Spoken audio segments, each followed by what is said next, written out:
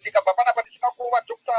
Mukhanisa Frenyika Mapfumo ndinenge ndisina kuita favor kuvanhu agamba guru reZimbabwe Chimurenga music.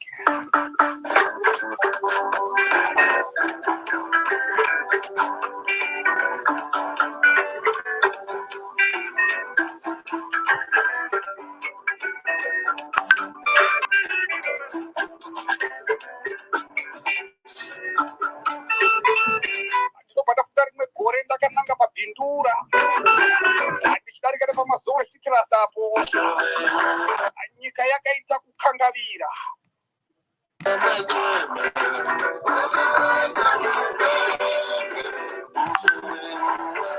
pachirohwa farming yanga yaipa pakati panana grendewa apapa pamaorenji zvino nyika iya yava mamvemve mari asi vanhu veZANU-PF kadenga muchadaro kugugula ndokutaura chokwadi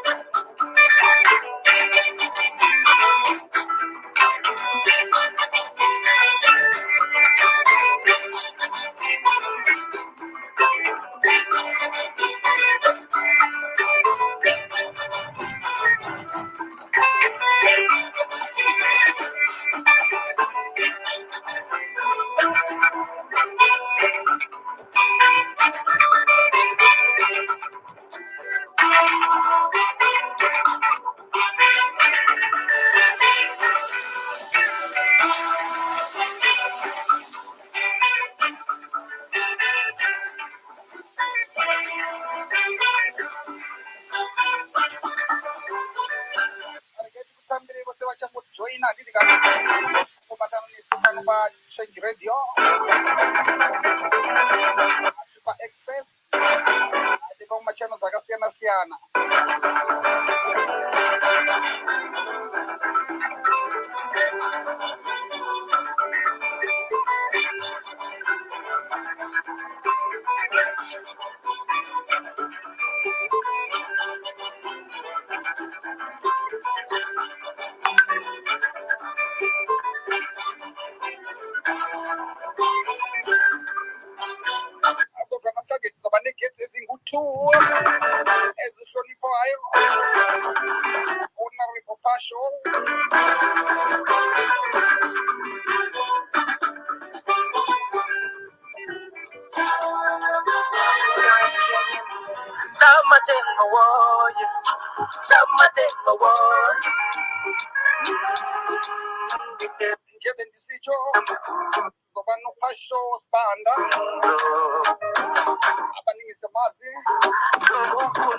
The guy who destroyed the Tulingube,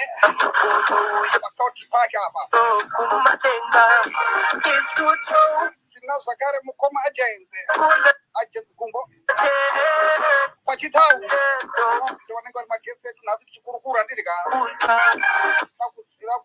from a low point of view, and from the honorable point of view. What are we planning? What's the plan for Zimbabwe? And what are the young people planning? Since we know that the illegitimate Mnangagwa is about to take on in August for Sadc chairpersonship night. My name is DJ Pro, Change Radio.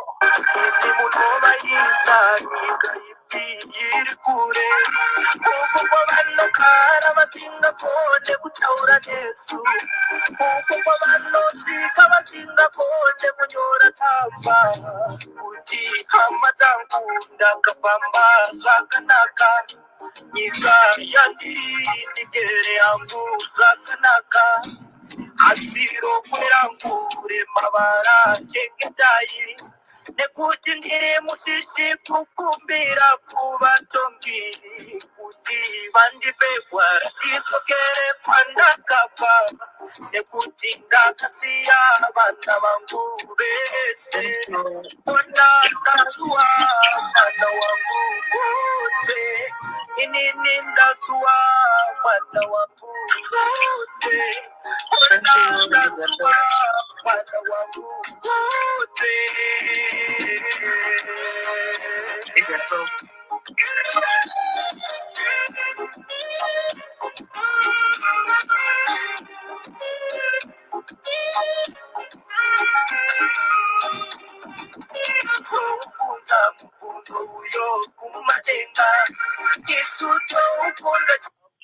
Okay.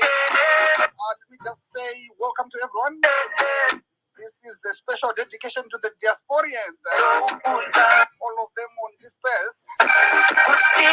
Mibvunzo yakawanda kune vanhu vakasiyana siyana varipo panapa masuwa vana venyu makasiya nditi pazimba the situation haisi kubvumira because government yaMnangagwa ine zvairi kuita and kuona vabati vengoma kana kuti varidzi vengoma panapa vakusimudza maoko. Change Radio, you want to say something? Thank you so much, DJ Pro, for the music. I think we have to start now. Dr. Ranga, are you there? Can we start? I see that our guest is now in, so can we start? Thank you so much, my brother, Change Radio. Of course, DJ Prof, vanoridza dandemtande kusvika zuva ranyora. So, but we have to get moving. We have our guests here. Our guest, Honorable Pasho Swanda, and I haven't seen Honorable Gumbo, but I'm sure he'll be here soon. Welcome everyone to this space. We're going to have another great day today, another great discussion. We have the best people, and the best people are you, Zimbabwean citizens, wherever you are in the world today. This is another special day when we talk about what's going on in our country. I see some notable citizens there. Nicola Watson, hello. Mike Waze, hello. Sister Patricia, hello down there. You can come up and join us at any time. Mambo Shoshe, hello. My sister Olive Rurimbo, hello to you. It's going to be a very good discussion. And as you can see on the title there, we're talking Zimbabwe. Now, when we talk Zimbabwe, we talk Sadc. We talk what's happening in terms of how our institutions are being handled by ZANU-PF and its operatives in our country. But there is no better person to talk about that than our young, vibrant, upcoming, I can say more. Mutuli has a number of names for him. Our special guest, Honorable Pashoswanda. I'll let him just introduce himself or just say hello while everyone gets situated. What I encourage everyone to do in the meanwhile is to retweet this space, share it on your WhatsApp groups, share it on Facebook, share it in Snapchat, wherever you can share. Zimbabweans are everywhere, and this is the place everyone should be tonight. Honorable Swanda, welcome to this program. Thank you very much. Confirm if you can hear me. Very loud and clear, my brother. All right. Greetings to everyone, to all the listeners who are here, and all the honorable members, the councillors, the citizens, from wherever you are. Sanmonani, how is everyone? Thank you. Oh, thank you so much, Honorable Swanda. Mambo Shoshe, my sister Olive, my sister Patricia, everyone, let's greet the people on the space and let's get moving. Thank you. Chief Shoshe. Dr. Ranga, let me welcome everyone, including our young Honorable Pasho. We call him Shumbaya Yamtulinguve, Garisa Mtulinguve Pasi, Kukaut Pagu. We want to thank you, Honorable, for agreeing to come to be part of this space. Thank you very much. We'll also be joined by Honorable Agents Gumbo. As you know, he is a lawyer, and we want updates. We want to hear updates to what is happening to our champions, over 76 of them that were illegally arrested by the regime. We want to know how Honorable or Senator Timber and others are doing. So you will give us updates onto that, and of course more. But before we get our leaders to speak, we are also going to hear some demo updates, the protest updates, as Dr. Ranga said. If you look at that headline, we're talking about the citizen arrests, and we are also talking about the infamous Sadc summit. I know everyone who is here doesn't want that summit to go on, and as Zimbabweans, as citizens, it is within our rights to tell Sadc that we do not want that summit to happen, especially in Zimbabwe. If they want to do it, they can still do it in Mozambique, they can do it in South Africa, they can do it in Namibia, they can do it anywhere else. But if it is within our rights, we don't want it to happen in Zimbabwe. And everyone will also agree with me that we do not want Emmerson Mnangagwa in particular to become chairperson of Sadc. Hanzi zviriko here izvozvo kuti munhu akapira sarudzo kudaro, a person who rigged an election now becomes the head of Sadc.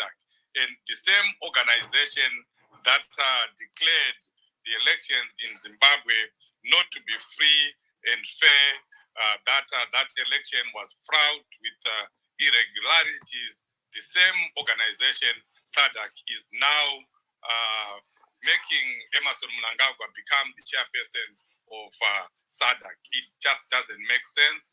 It doesn't add up. I know, I understand, because I do speak to some people that are in Sadc or close to Sadc.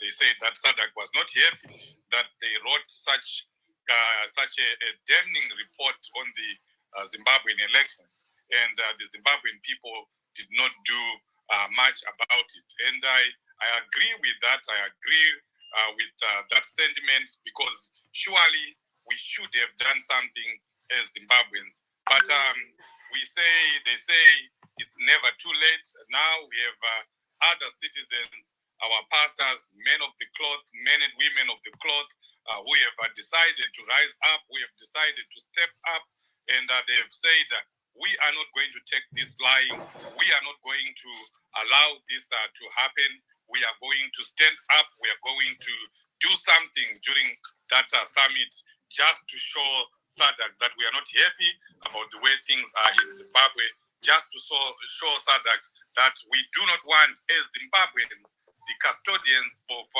the nation of Zimbabwe, we do not want Emmerson Mnangagwa to become chairperson of Sadc. How do we do that? We express ourselves through what we are doing right now, speaking out on spaces, on social media. They do listen to these spaces, by the way, these organizations, Sadc, UN, and all the other interested countries, they do listen. So this is one way that we are giving citizens. Change Radio is giving you this platform, this opportunity to express your dismay to what is about to happen in Zimbabwe. But the men and women of cloth have gone a step further, and they are saying we are actually going to express our emotions by getting in the streets in Harare, in Botswana, and I'm sure everywhere where Zimbabweans are, so that we protest, we demonstrate, and we tell the world that it shouldn't happen. Emmerson Mnangagwa cannot be the head of Sadc. It's the biggest insult to the people of Zimbabwe.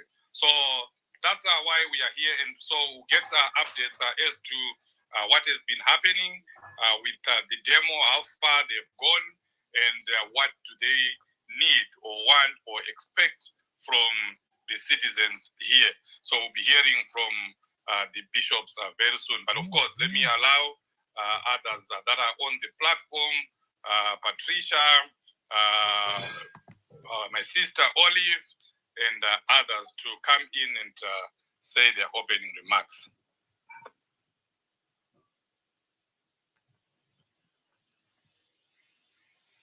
Over to you, Champion Patricia.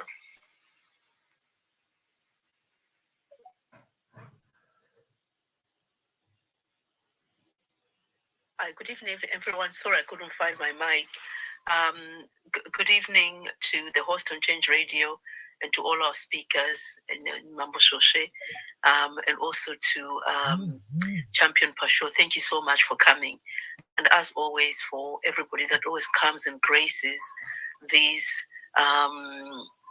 spaces, because it's so important that we can come together as a people to discuss, to get ideas, and I guess in a way, just to those what are they called? Is it online hugs? Just all over the world, because we are in this space where we had hope for the 23rd. And that hope was just almost pulled away from us, just like a rug being pulled from underneath our feet. And so that's a bit of a shock. And I think, we are still in that place. But whilst we're still in that place, we need to keep moving. We need to keep building. We need to come together because who we are dealing with is someone that will never change. It's a regime that's never going to change. And they are so privileged. I think that is what is so annoying, is that the privilege of the abuse of power and imposing themselves on the people of Zimbabwe make them feel that they are so untouchable. And these continued gross human rights violations are just unacceptable.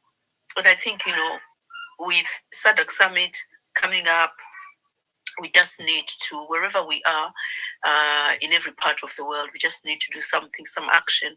And here in the UK, there is some action that is being done, but I didn't get enough notice to the team. So maybe next Saturday, they can come and speak on here about what's happening in the UK. So one of our champions in Manchester are organizing a demonstration, and they're going to give a petition at number 10, which is, well, there's really no prime minister at the moment.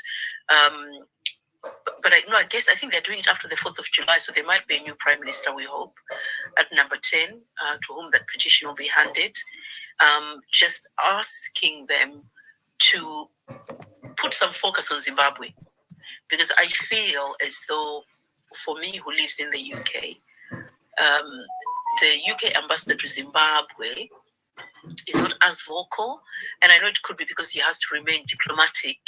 I remember in the time of Melanie Robinson, she was vocal, and so what we used to do was to put pressure on the FCD or here in the UK, and they would immediately send messages to Melanie Robinson and her team, and then she would tweet. But that sort of died down during her last days in office. And so I think we also do need to put pressure on the representatives of the governments in the countries in which we live, so they can do a bit more. They can speak up. Because this is unacceptable, these continued arrests. And we just need to continue the noise so that we put a spotlight on these issues, and that they are never forgotten. So I'll just stop there for now, and then I can come back later on. Thank you. Okay, let me allow Champion Olive. Can you just greet our viewers and listeners? By the way, we are broadcasting not only here on Twitter, we are also live on Facebook, we are live on TikTok, we are live on YouTube. So we want to take the opportunity to welcome our viewers and listeners across the world. We are talking about Zimbabwe, we are talking about Sadc, and just immediately after Champion Olive would have greeted everyone, will get the reverend that I have on the other phone to give us updates on the protest. Go ahead, Champion Olive. Thank you very much, Mambo Soswe, and greetings to everybody on this space. Thank you for what has been said, and in not wanting to repeat what has been stated by the previous speakers that have welcomed you. I think the one point that I would like to focus on is that every Zimbabwean has a voice. And one thing that was stated is Change Radio is a place for you to elevate that voice, to shout out louder and spread that voice. We all have opinions, and I think what has been our downfall in Zimbabwe is that we are stifled or we are scared to speak. But when you are stifled and scared to speak, there are consequences. You are left unlistened to. So Change Radio is the platform that we are providing everybody here to say, let's speak, let's spread it out to the whole world to listen. We can go back in time to the unrest that has been going on in our country. And I'm excited that the speaker who's coming after me is Reverend, who is going to speak from Christians in politics. For a long time, we've separated Christianity and politics, when in actual fact, within Christianity, there is a requirement for each person to show justice to the next person. There's a requirement for each person to love their brother and to be their brother's keeper. Now, if that is not included within our politics, where we are ensuring that those underprivileged brothers do not have, I think we might be incorrect in not noticing that. So I just want to encourage everybody on this space to say, let's speak up. Let's come together. This is a place that we've come to discuss issues. And like Mambo Soswe rightfully said, we're not speaking for just people here on the space. We're speaking for everybody, for the whole world to listen and to hear.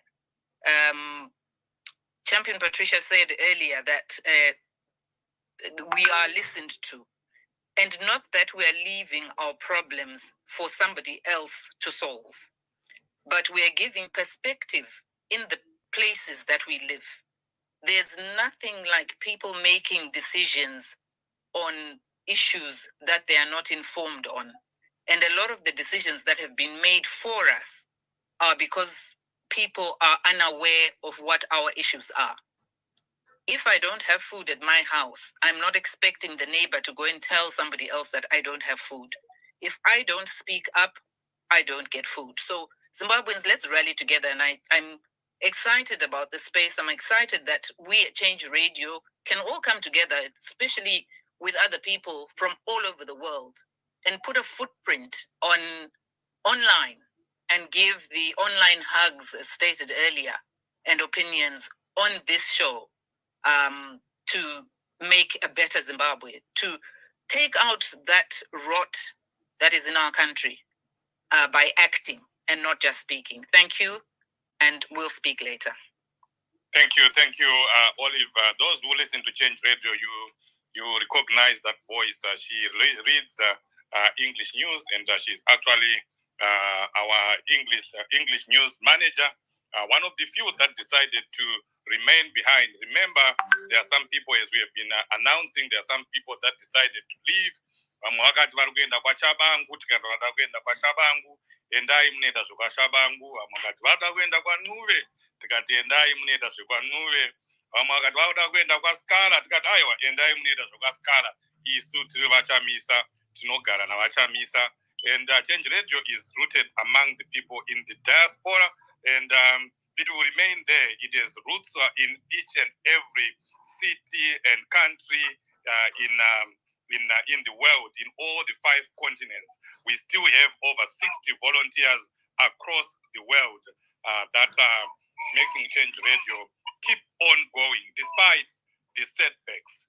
Will not be derailed because some people have decided to use their democratic rights to go and be with others.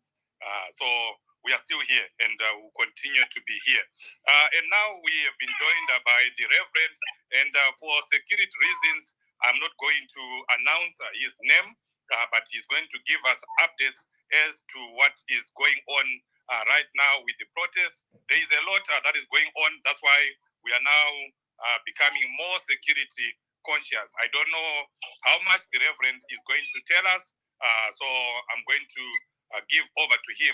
But what I know for sure is no matter what, these people, these men and women, the men and women of God have said those protests will go on no matter what. Over to you, Reverend. Thank you very much for being brave enough, especially with what happened yesterday. And you are still saying you want to be here to speak to the people and give them updates. Over to you.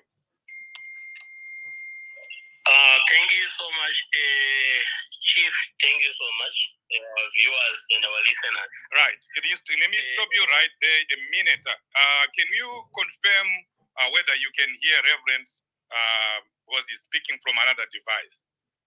Okay, excellent. Reverend, tovatakumbira mumatitiro munamato okuvhura program yedu nekunamatira vana vese veZimbabwe kuti varambe vaine mweya weushingi, mweya wekusunungura nyika. Mazvita ndagara hangu ndichida kuti nditende Mwari through a prayer. I will make a short prayer. So I will pray. Thank you, Lord, for making us Zimbabweans. We thank you for giving us this land to be our land where we manage our resources, which we have deposited in our land more abundantly for the benefit of the children of Zimbabwe. We thank you because you love us. You give us your word to strengthen us, to feed us, and to give us courage to speak the truth always, no matter the situation, no matter the fears, things that are surrounding us. But we always speak because we know and believe that you protect us always. We pray in your name.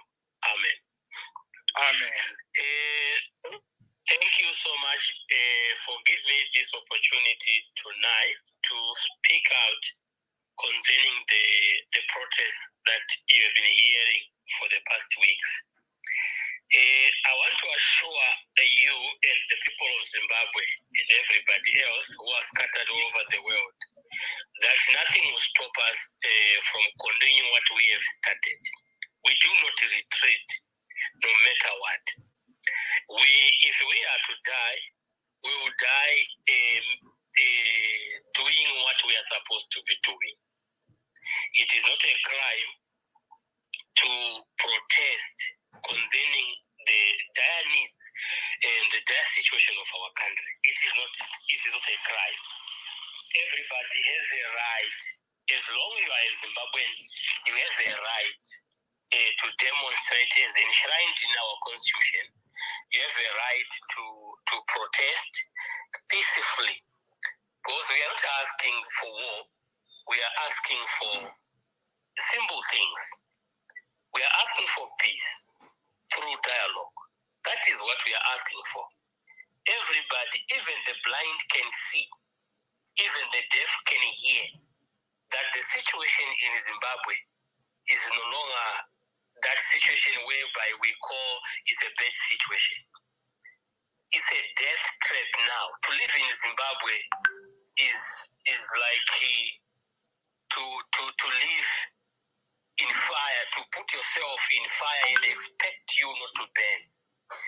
That is the situation that is in our country. Very few, which are ZANU-PF elite, those people, they are living large. They are benefiting from the lootings that are happening in our country. And so, as the people of Zimbabwe, not only as a church, but as people in Zimbabwe, we are so much concerned about the situation.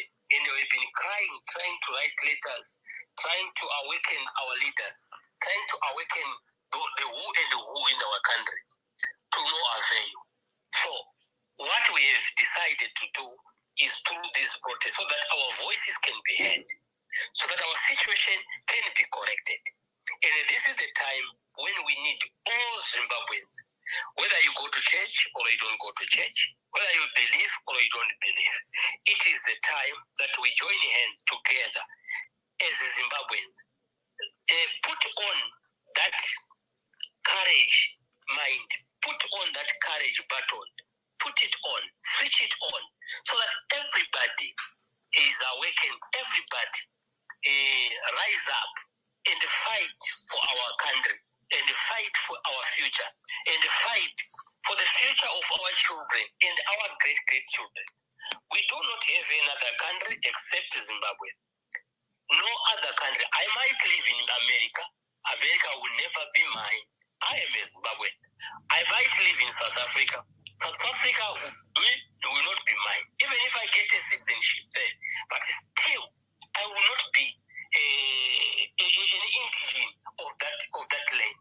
So I belong to Zimbabwe. We belong to Zimbabwe. That's the only country that the Lord has given us. And we can only live peacefully in Zimbabwe. And we can feel at home only in Zimbabwe. Because this is our home. This is our land. We do not know any other land except Zimbabwe to be our motherland. So we have to fight for it. We have to do everything that is possible to make sure the Zimbabwe is secured, to make sure every Zimbabwean is enjoying the resources that are therein. So this is our call. And we are saying, let there be dialogue. Let there be dialogue. South Africa has done it. ANC, ANC has joined with the DA. They've joined with many parties that are there in South Africa. They've already formed their government. Ministers have already been appointed. A mixed group of ministers, some from DA, some from EFF, some from ANC, some from other parties. And they did it peacefully. So why is our situation different? If you look at South Africa, the former colonizers,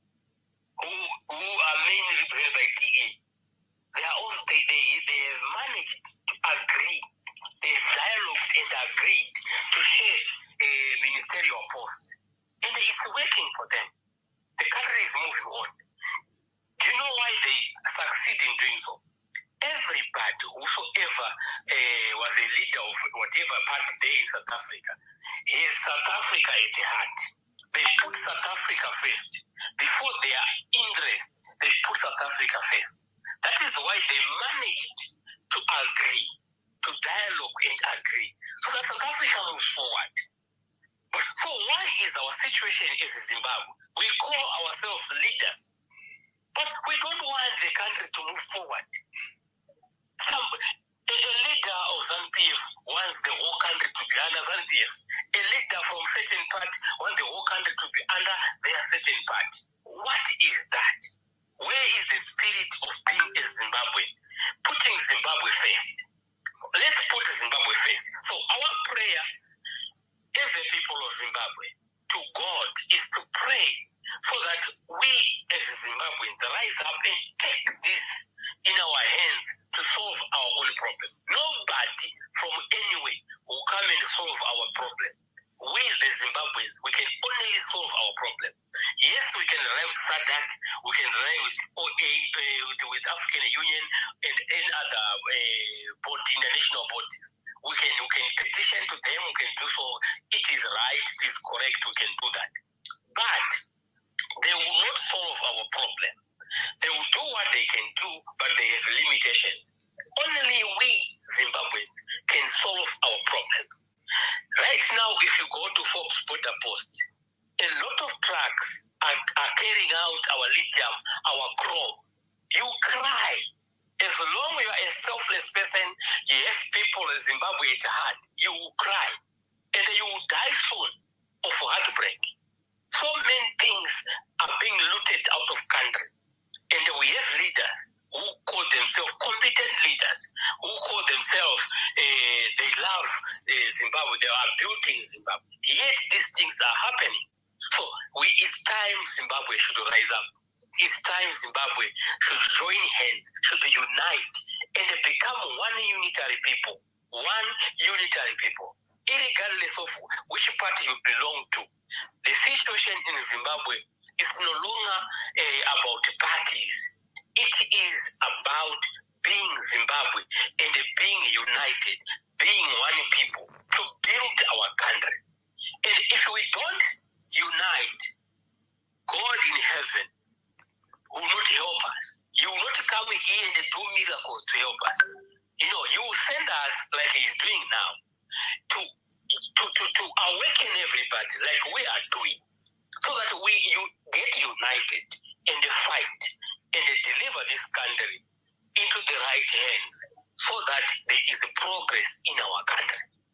If the leaders fail to dialogue and make things work in our country, we are without any choice but to take it upon ourselves as Zimbabweans and show and demonstrate to them that enough is enough. Let's do things the Zimbabwe way. We are united, we are one people. We no longer want this. We no longer need this. We want our country to move forward. 10 years from now, if we remain like this, 10 years from now, I tell you, all the youth that we are having now, they will be prostitutes. All of them, they will be prostitutes. Some will be they will be running mad, or they will be running mental because of drugs. If you move the streets of Harare and see our youth, how they behave, you can tell something is wrong. You know, I've been moving in the streets asking vendors, are you happy with our situation? They are saying anything, we are ready to do anything. If there is anybody who calls for anything, we are ready to do anything. If we die, we die. If we live with this. So that's now the situation that is in our country. So as the people of Zimbabwe, we don't want anybody to die. We don't want any life to be lost. Why can't we just be united? Send this protest, send this petition, and let there be dialogue, let there be a transitional government for a moment, so that there is stability in the country, and the situation calms down, so that if there is a call for a fresh election, it will be done under a situation whereby people are now conscientized of how important it is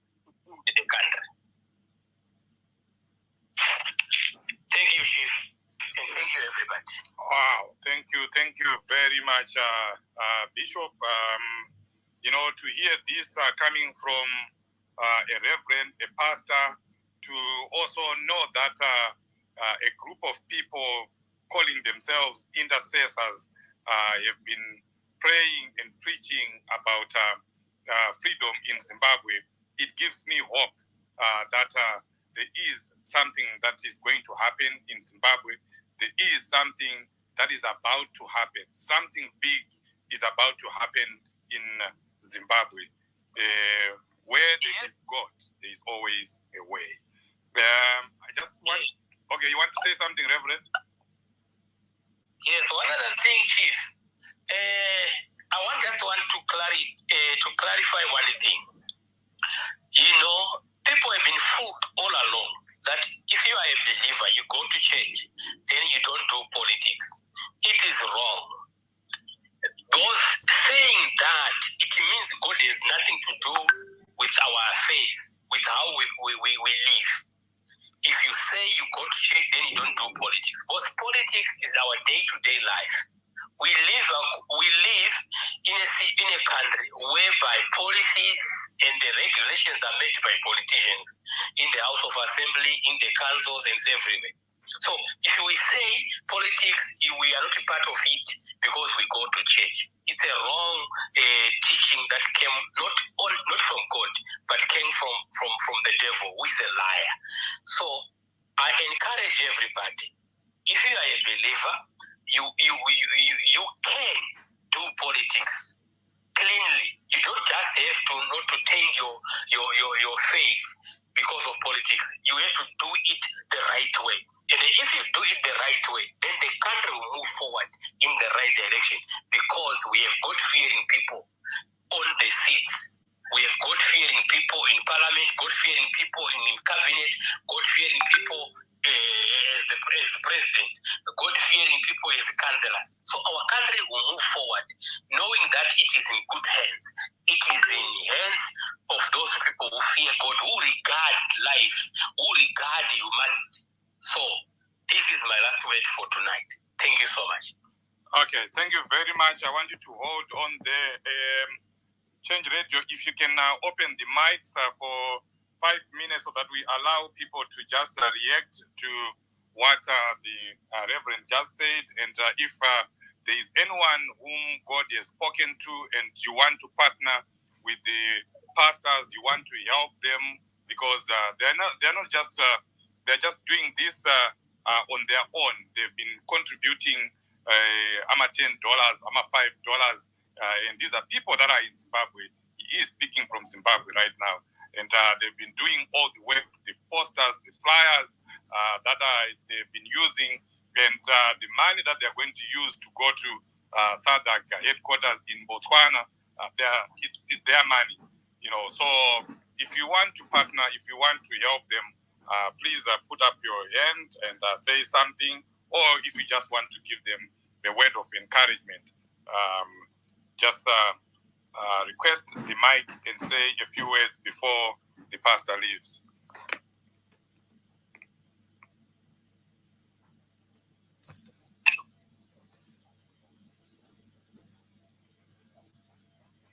Meanwhile, while we're doing that, I'm seeing Zambezi has joined. You can go ahead and speak.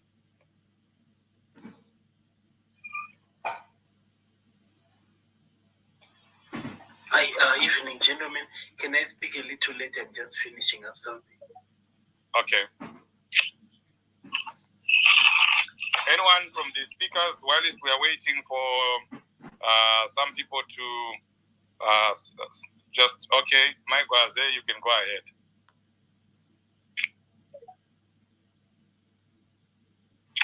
Pastor vabva kutaura kuti vari kuita zvakanaka kuti vatilide paprocession pamachi kutarisa Mwari pamberi zvinoshanda tokuzvinamatira chaizvo kuti zviende mberi.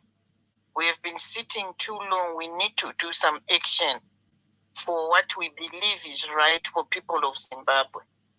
So we need to start to support the pastors, to be organized and help them. Zvese zvavanoda tiona kuti tingavabatsira sei kuti tisvike kwatiri kuda kuenda. Inini hangu semunhu anotarisa mberi nevision, ndikufunga kuti machi iyoyo zvibudirire, vanhu vagare vari mumarodhi kusvika zvatinoda zvachinja, vanenge vachida chikafu. Saka ngatitangei kuronga zvekuti tingasapota sei kuti vanhu vanenge vapinda murodhi vawane mvura yekunwa nekuwana zvekudya vari murodhi imo. Ndopfungwa dzangu idzi. Vandoda kuvatenda chaizvo nebasa ravari kuita. Tinozvikurudzira. Thank you so much. Thank you, Maigwaze. Anyone else? Thank you so much, Chief Maigwaze. Thank you for those remarks. Pastor, thank you. When men of God speak, we all listen. One thing for sure, whenever you see a Zimbabwean, they say in the diaspora or back in Zimbabwe, I'm a Zimbabwean, I'm married, and I go to church. That's what identifies us. So when we hear from our pastors, it means a lot to all of us, and we do appreciate the work you are doing. It means a lot. We need our nation to be conscientized so that we just stop from being spectators and expecting someone to do the work, the heavy lifting for us. So, like Mike Waze has said, these pastors need our help. I have a question for the pastor before he goes, which is pertaining to the bigger discussion. What is he asking, or what is the intercessors movement asking of Zimbabwean citizens? What would you want us citizens to be doing every single day in support of your aspirations for a better Zimbabwe? Thank you.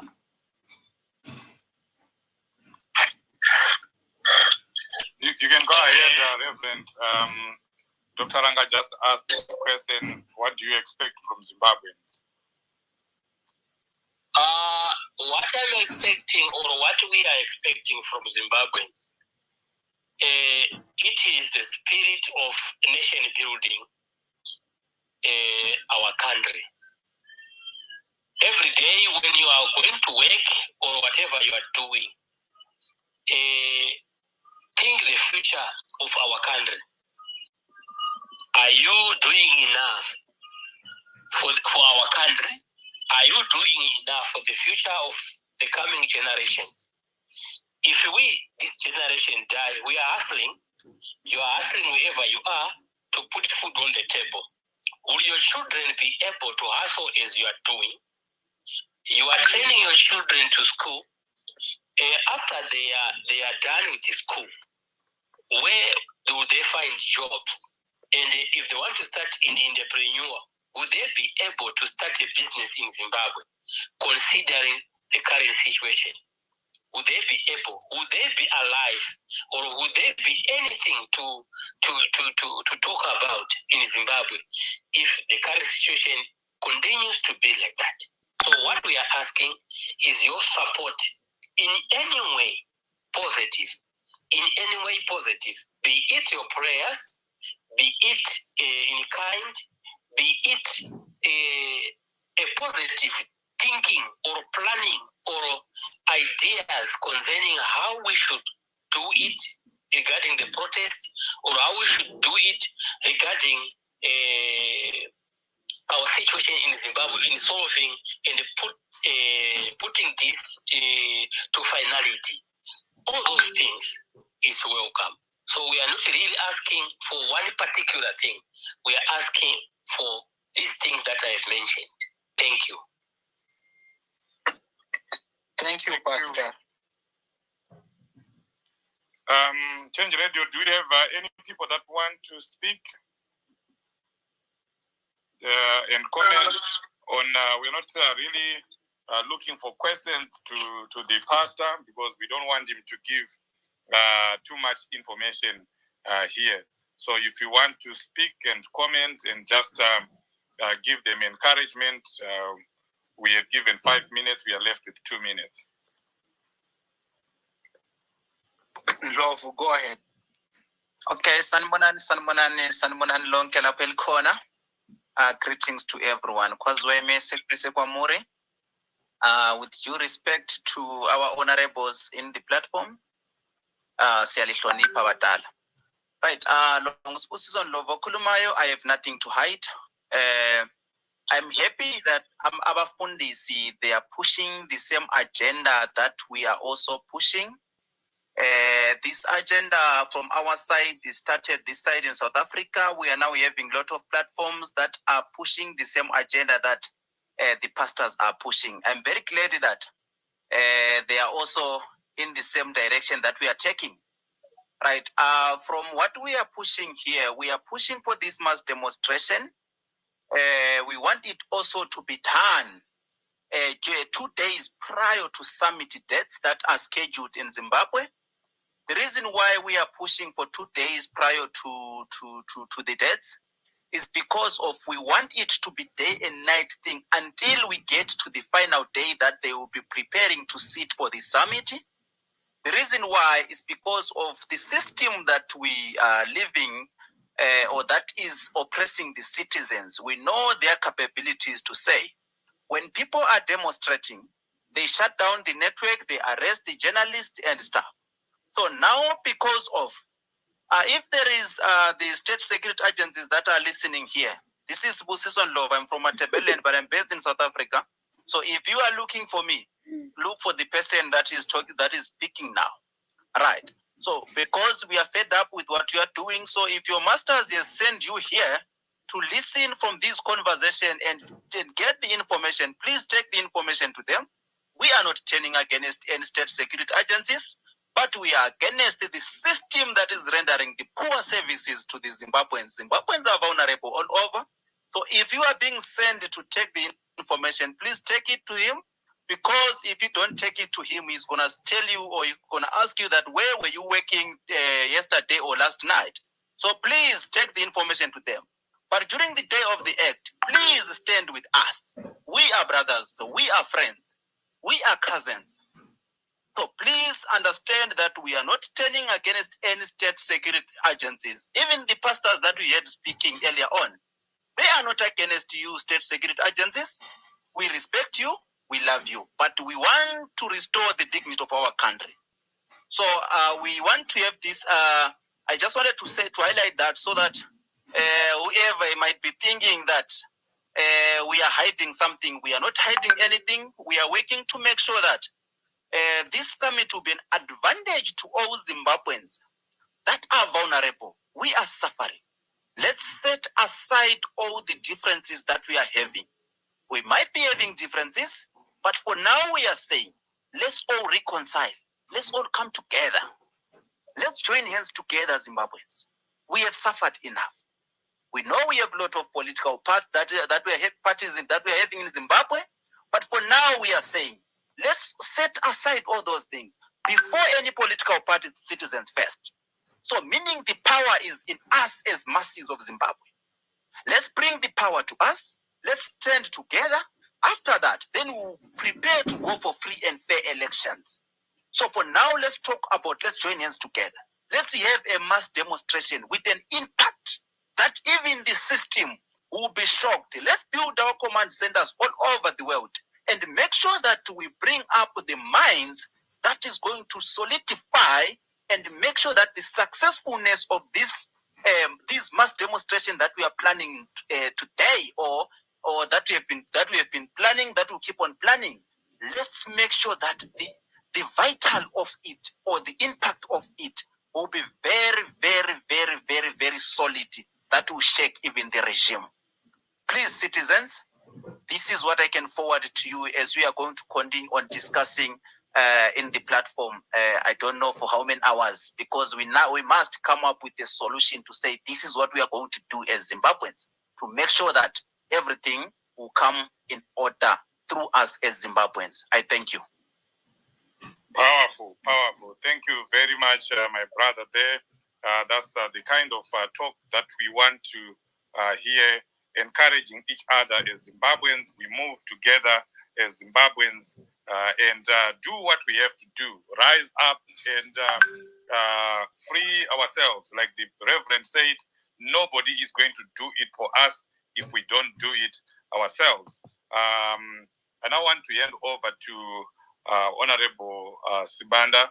But let me read a message from one of the people in my inbox. He says, Chief, I cannot come and speak up because I am at work. I am one of the pastors, but I am not working with these pastors. But I like what they are doing.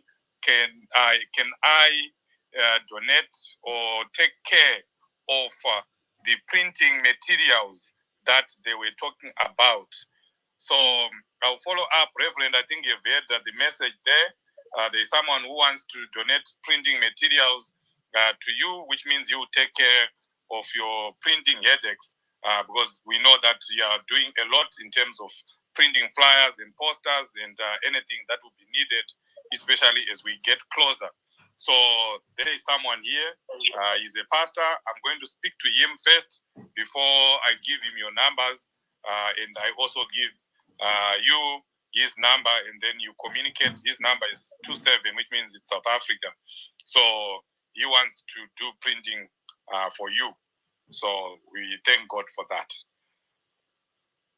Thank you so much. Thank you. I'll be waiting. Yes. So Honorable Sibanda, before the Reverend goes, I'm sure you would want to hear your opening remarks before he leaves. Go ahead, Honorable Pasha. Thank you very much, and good evening to the listeners, to the viewers at home. It's good to hear the submissions that have been made by other speakers here. Well, I think I'll begin this session by just alerting the citizens, alerting everyone in the diaspora in the country that, look, we had planned, we had scheduled to do the commemorations for Day of the African Child across all the 10 provinces in the country. And we had said we'll start with Bulawayo and Harare. So we did everything in terms of law, your clearance, to abide well in time. But in Bulawayo, only to be told on the very morning that, look, you cannot afford to host or to hold those commemorations, because there was a directive from Harare that, look, you have to block these young people, they cannot gather. So 2 hours later, we hear that our colleagues in Harare have been arrested, and we saw the videos where they were being tortured, beaten, It was devastating to see young ladies being treated as if they are animals, as if we are still in the before independence and so forth. So I'm speaking to you in my capacity as a youth leader, in my capacity as a former member of parliament for Country Park constituency, to say, look, Banbageti, the democratic space in our country is closing at a fast pace. The civic space is closing also at a fast pace. At a fast pace. So it's encouraging as well to hear Umfundisi, the Reverend, calling out for action in preparation, for the demonstrations and everything. Well, I want to also put it clear that, look, we support any means that is progressive in terms of liberating the masses of our people. We are in full support of that, because when change comes, it doesn't look that you're a pastor, you're a politician, you're a civil servant, you're an ordinary citizen. We are all doing this fight not because we want to remain the elite or we want to be the elite, but we are fighting so that whenever there is change, it benefits everyone. And when we say everyone, we mean everyone from Blamti to Mutare, from Chirundu to Beit Bridge, everyone in the four corners of our country. So we stand very much clear in solidarity with whosoever who say, look, let's defend the freedom of our country. So as I begin, I thought I should speak about that. Otherwise, thank you very much.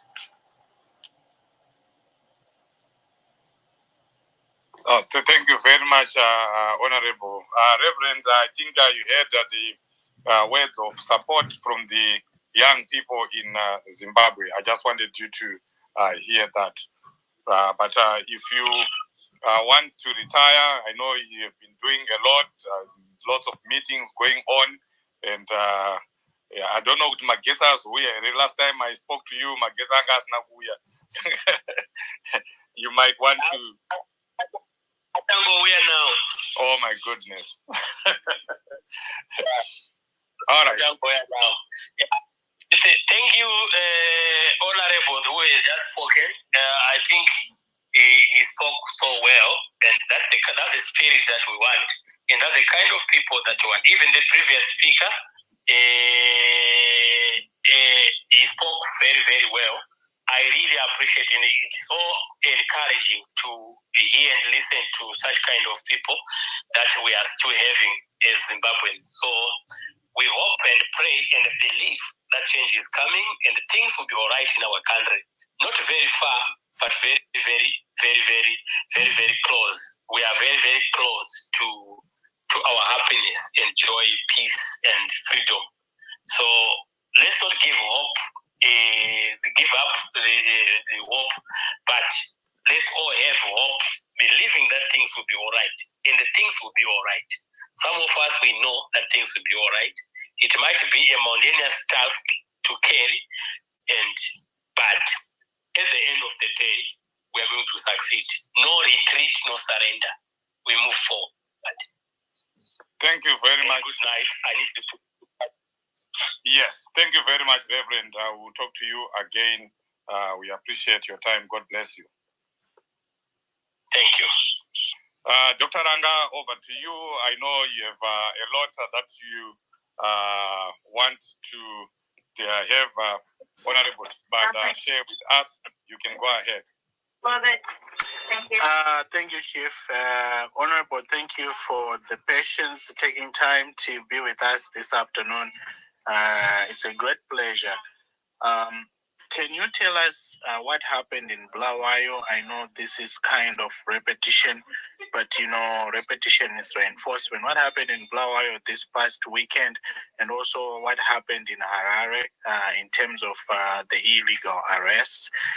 What is the meaning of that? And also, if you can comment on what we just witnessed this week in terms of political developments. Thank you. Thank you very much. Well, there is no harm in repetition. In Ndebele, we always say, imita ngokuphinda. I don't know how we can put that in Shona, but, it literally means that, it gets pregnant after repetition. So, this is what happened in Bulawayo. We had scheduled to have Day of the African Child commemorations on the 16th of June last Sunday. So we had wanted to start in Bulawayo and in Harare, and then we cascade down to all the other 8 remaining provinces in the country. So we planned everything so on point that we had all the police clearances in Bulawayo. We had done everything in time. We had mobilized. I mean, we had mobilized, I think, almost 200 young people per ward. Out of all the 29 wards of Bulawayo, we had made sure that at least we have 200 young people per ward to make sure that we fill the venue that we had planned to fill. So because of that, we know and we knew that the regime was going to panic. And, when we got to the venue on the morning of the 16th of June, we were told, by the caretakers of the venue that, look, you can't afford to go ahead with your venue. And while we're still trying to negotiate, trying to see what's happening with Zagalan and so forth, the police were there and they were very clear to say, look, we got a directive from Harare. You guys cannot go ahead and commemorate the Day of the African Child. This is against national security and so forth. So it was bad that we ended up sending messages, communicating with our teams in grassroots to say, look, you can't afford to go on the venue, because we had seen as leadership that, look, these people, they are basically looking for, 1 or 2 young people to arrest and fit into their narrative and so forth. And 2 hours later, which wasn't a surprise, 2 hours later, we were then told that, look, our colleagues in Harare have been arrested, they've been beaten, they've been harassed, they've been tortured. So what this is happening is not new. We have seen these things happening even before, during our campaigns for the 23rd of August, where we as the opposition were denied space to campaign, through the banning of our rallies, where we're denied space to freely express ourselves, even to the voters. Now, if you are to look at this thing, you will realize, or you begin to appreciate that, look, the democratic space in Zimbabwe, it's closing at a fast pace. Because where else in the world except in Zimbabwe, have you ever seen a government that allows you that gives you a permission to hold an event which is not even political, but only in the morning of that particular event, you are told that, look, there's a directive that is coming from the capital in Harare to stop you guys. It's only in Zimbabwe, and all this speaks to the democratic space shrinking.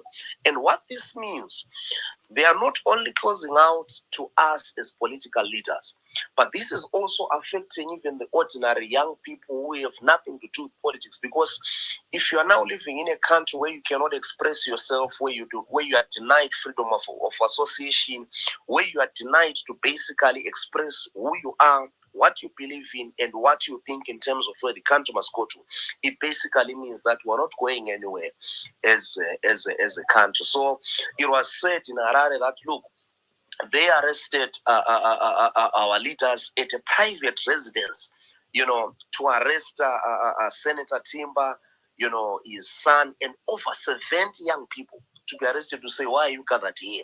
Why are you having the June 16? Why are you commemorating this? So when you look at all those things, and then you hear some other people saying, look, we're in a new republic, this is a new dispensation, all that nonsense which they always utter, then you wonder, where are we heading to as a nation? What is it that needs to be done?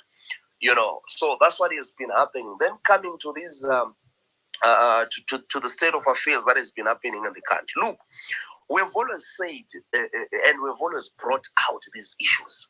ZANU government is very corrupt. They are corrupt to the core. And I would love to quote the words of President Chavisa to say, it's rotten from the head. You see.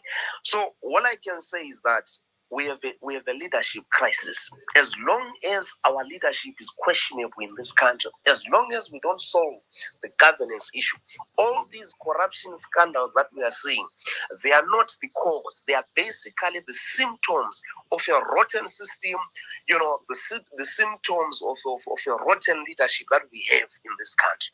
I can tell you that as long as we have the current leadership that we have in this country, more is yet to come. Speaking to some other colleagues who were saying that Zimbabwe is a movie. Every day expect a new episode. It can be corruption, it can be scandals. It's simply because we don't have a leadership. So I won't want to dwell much on the specific details because we have always highlighted these things. You will remember the days of the 15 billion that went missing, when it came to the issue of mining and the drug scandal. There's a lot of scandals that have always been happening in this country. We haven't even, it's not yet even a year after the election, but look at what has happened. Look at the scandals. Look at the corruption that is happening. It's less than 12 months when ZANU-PF government has been in office. So I'm saying this to the citizens, in Zimbabwe, to the citizens in the diaspora, and everywhere where you are, to say, look, we have a leadership crisis in the country, and we have to solve it. How do we solve it? We have to come together as the citizens. I know a lot of people will say, look, let's wait for 2028, and our very clear as the young people of this country, we are saying, 2028 ukachana. 2028 actually ari kure. 2028 is too far. We will not wait for that. And I'm glad that the pastors are already leading, which is good, because we need to do away with this mentality of thinking that the only person that should bring change is President Chamisa. Change belongs to all of us.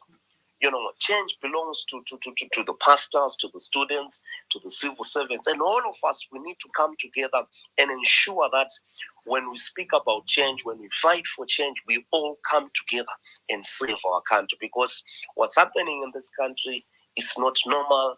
It's not serving anyone's purpose, because you speak to civil servants and listen to them, just study their pay slip and see how much they are earning.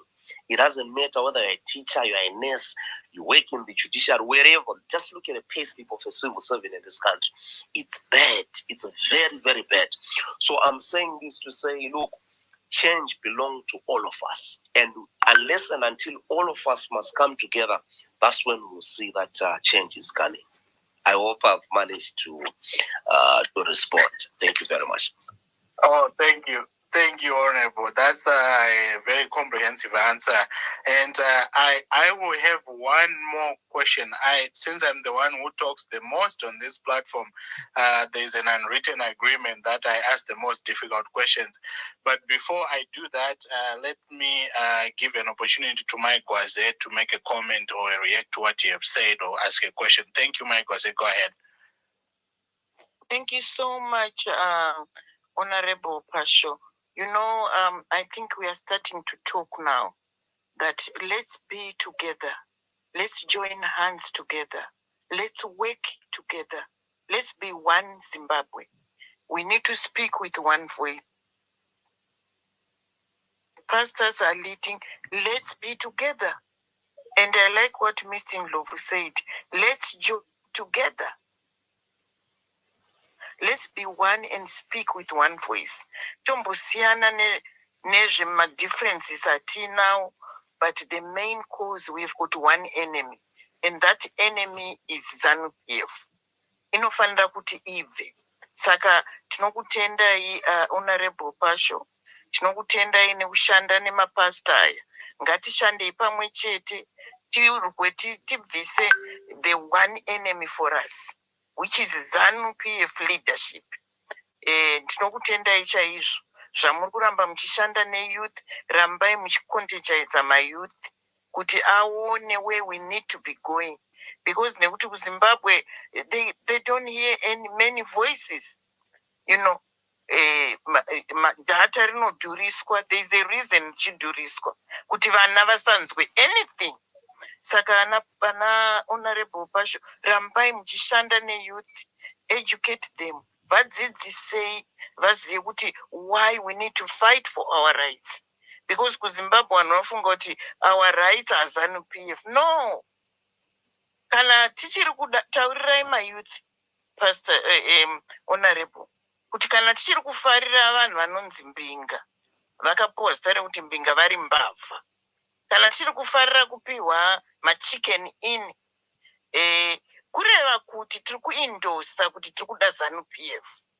Musi watichatsamwa tikati hatidi chicken in, hatidi kupiwa maakwa, because all that money iri kushandiswa kupiwa maakwa, kushandiswa kutenga chicken in, imari inofanira kusapota the hospital iyoyo, mari iyoyo. Saka vaudzei kuti kana muchiri kufarira kupiwa maakwa, muchiri kufarira kupiwa machicken in, muchiri kufarira kuita maslogan, kureva kuti you are endorsing ZANU-PF. Because zvese izvozvo zviri kuwanikwa nemari yavari kutora, your taxpayers money, paying kuti mudye chicken in asi muchishaya mapiritsi. Saka speak to the youth and conscientize them. Thank you so much. Tinozvitenda zvikuru. Taramba takabatana maZimbabweans.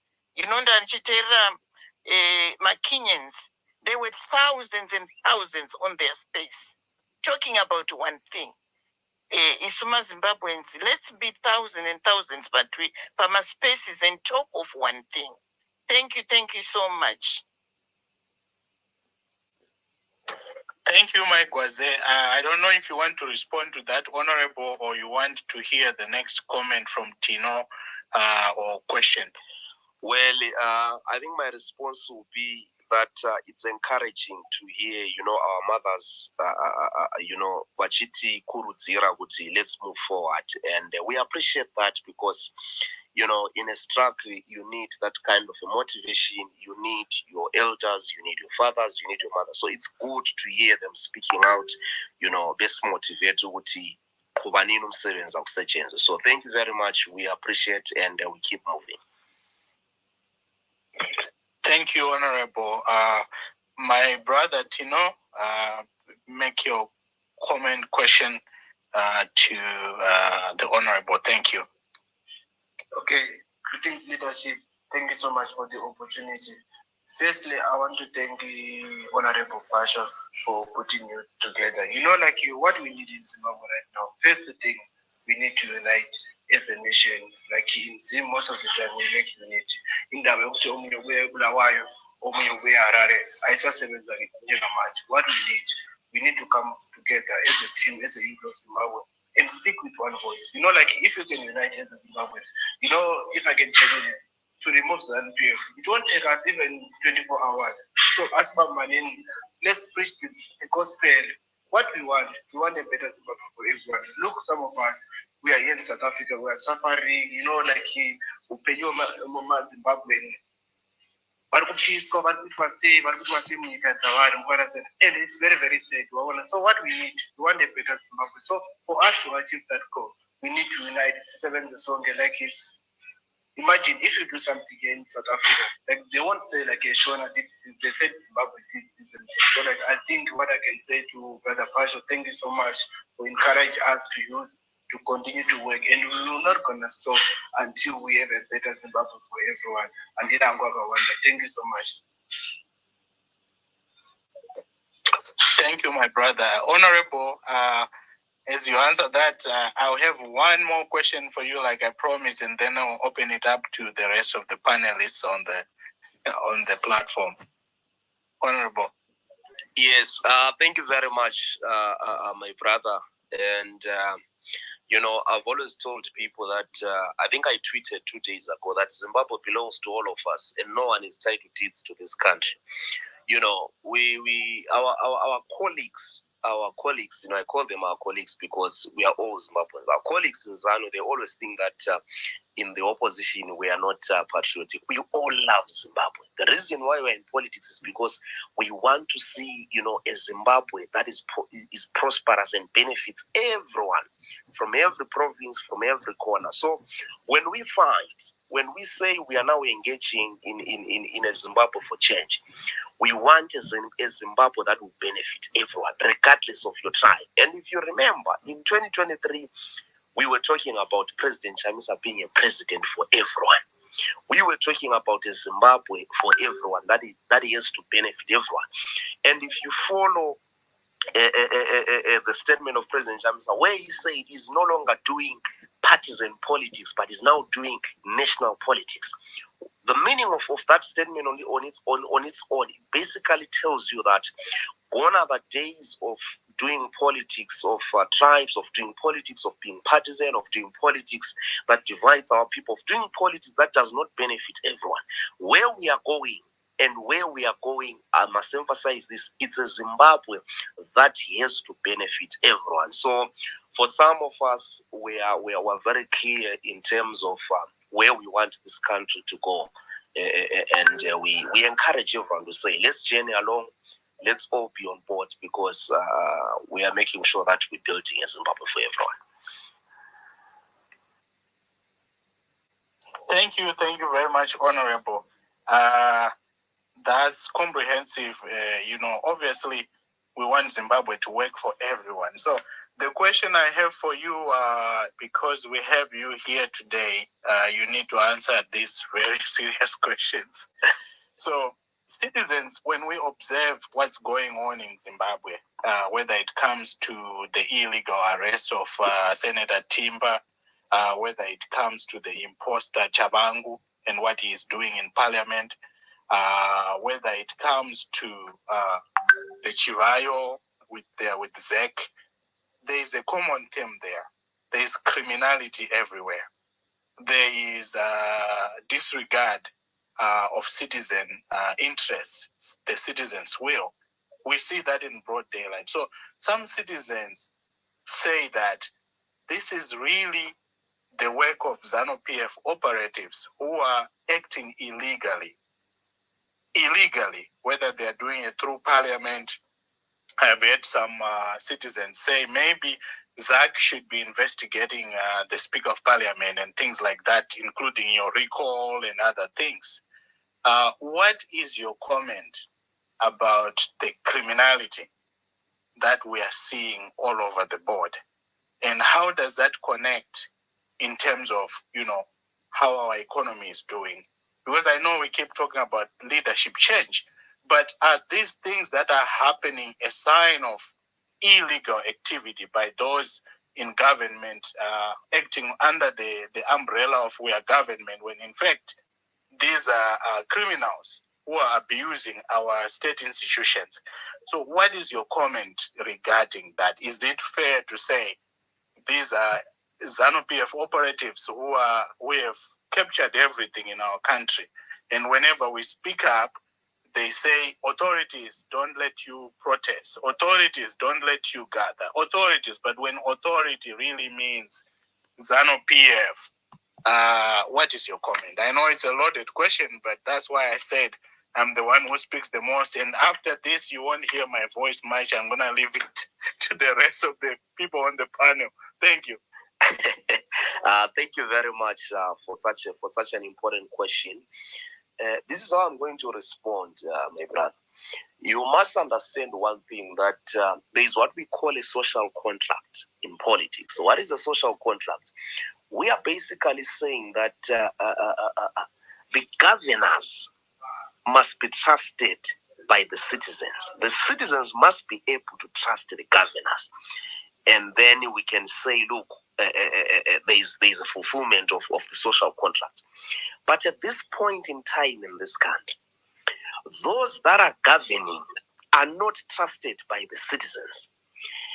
And those that are governing do not trust the citizens. So if there is no trust, I'll give you an example. If there is no trust in the system, nothing works.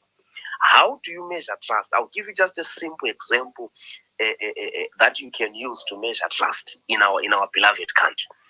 As long as if I give you $10 and you are not confident enough to take your $10 and deposit it in a bank and say, look, I cannot keep this money in my house, therefore let me put it in a bank of your choice. As long as you are not confident enough to do that, it's an indication, it's a sign that the social contract in our country is broken. Now, as long as the social contract is broken, if you as a citizen, you are not confident in your system as a country, how much more of an investor? How much more of foreigners? How much more of the business community? How much more, of the skills that you probably think of attracting from other countries and so forth? So what do I mean by that? Politics influences our economy. President Tsvangira used to say that you can rig elections, but you cannot rig the economy. So as long as it's rigged, it produces, bad economy. So what these things that we are seeing, my brother, those are symptoms, those are fruits. It's not the root cause. I will always go back to what I said, that look, our politics, it's wrong.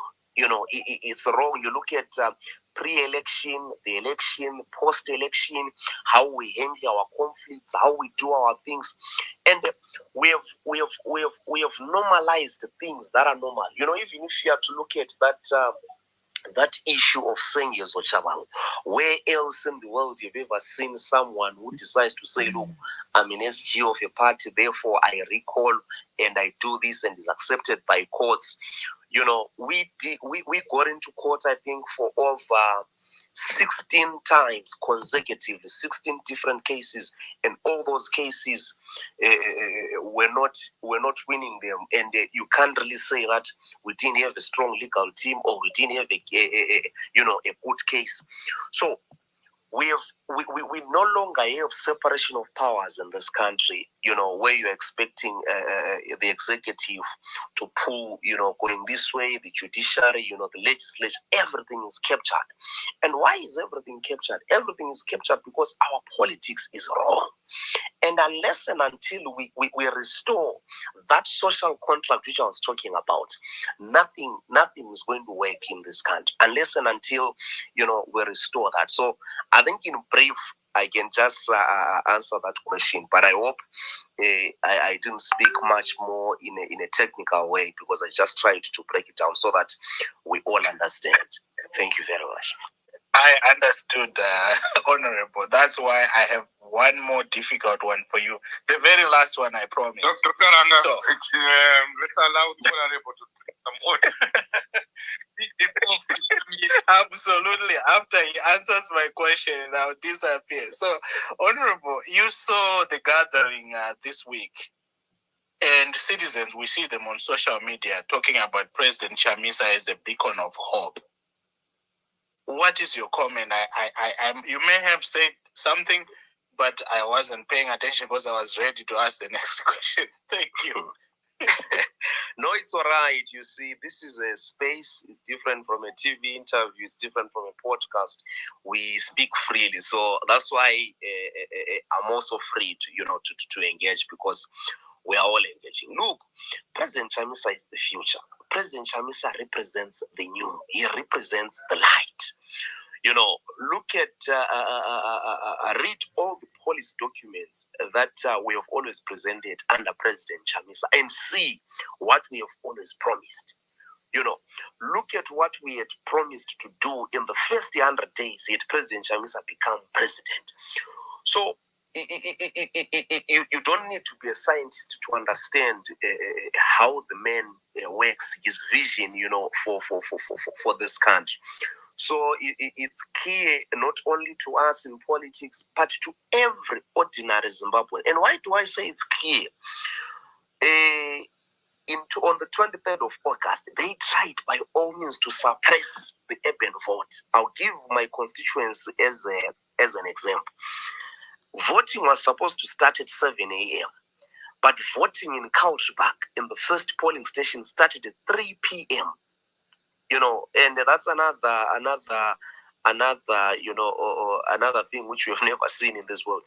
It started at 3 p.m., but that as it may, which means it ended at 3 a.m. But tell you what, the people of Cultureback voted for President Chamisa. They voted for myself and also voted for our councillors. But why do I say people believe in President Chamisa? He had more votes than myself, who was actually on the ground, because people understand his vision. People knew that this is our leader. You can delay us to vote, you can frustrate us, you can do ABC.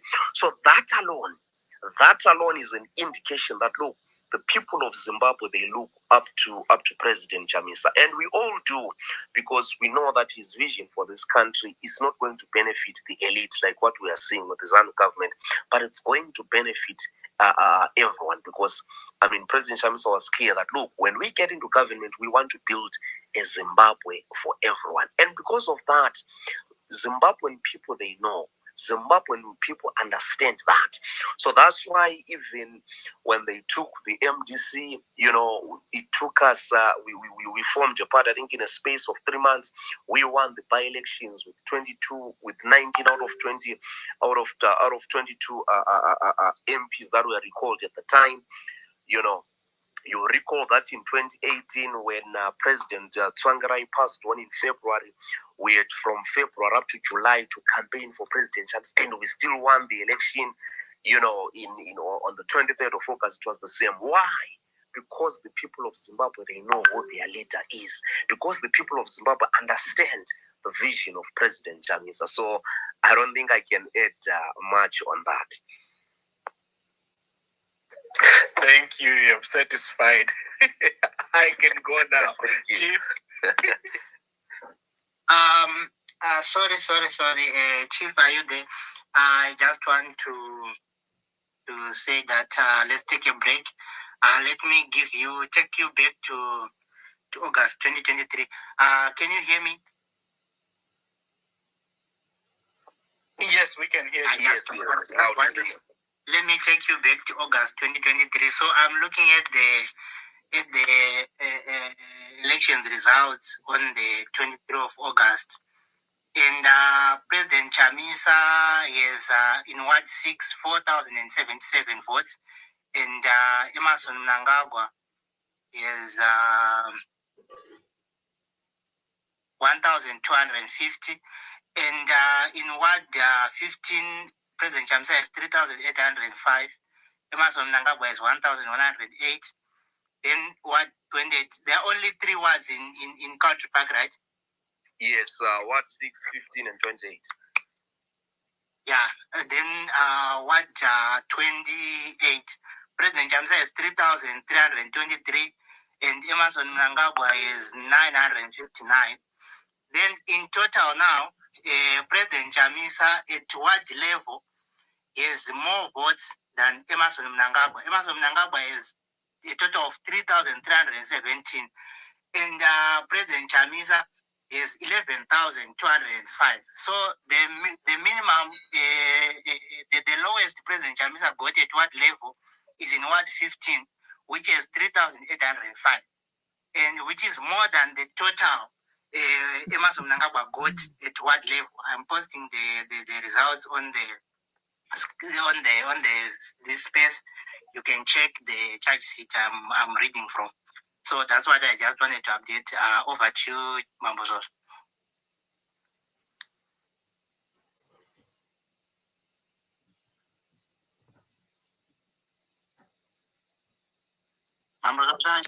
Chief, you are muted.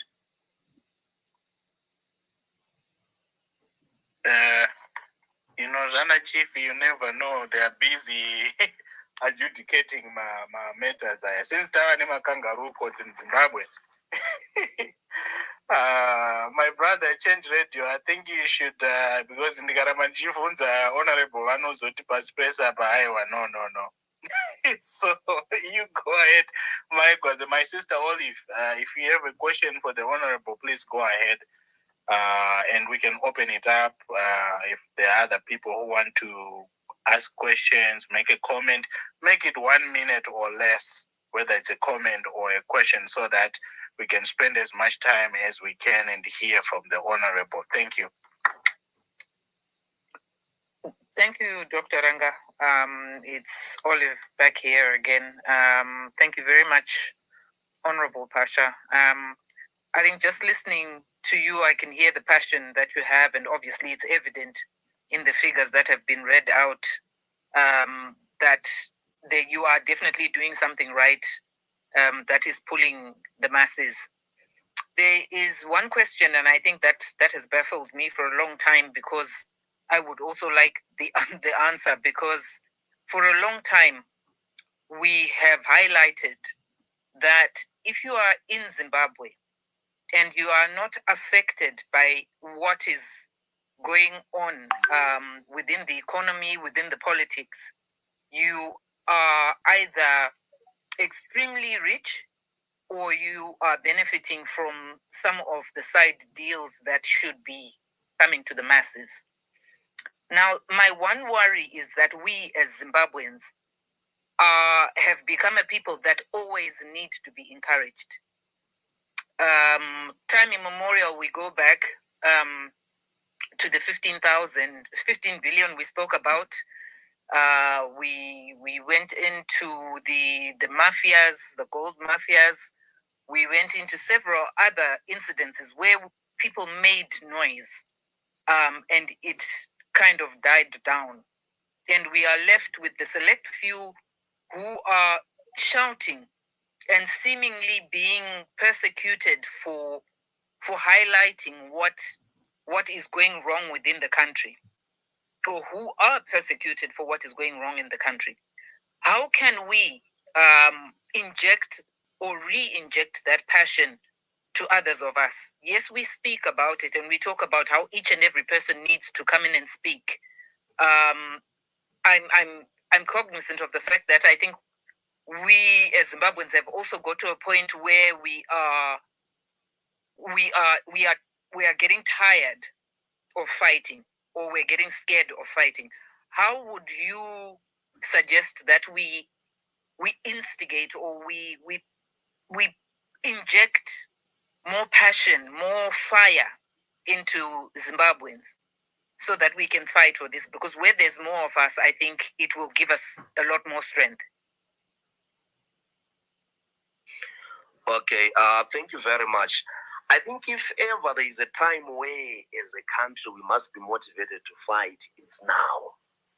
And I think I cannot overemphasize that. But what I can say is that what is happening in Zimbabwe, it affects everyone. If you take a teacher, for instance, and just have a look at their pay slip, you take another civil servant, you take even an ordinary business person who has just a startup, and you just say, let me just go through your books and see how much tax you are paying vis-a-vis what you are getting from the government, and so forth. So what we need to do, because a revolution is not an overnight thing, change will not come overnight, but it's a process. But what we need to do now, especially we in the opposition, we who are active as activists, is to try and make sure that we break down, we explain, we educate our people in relation to their struggles. We should not have an umbrella approach to say we are fighting.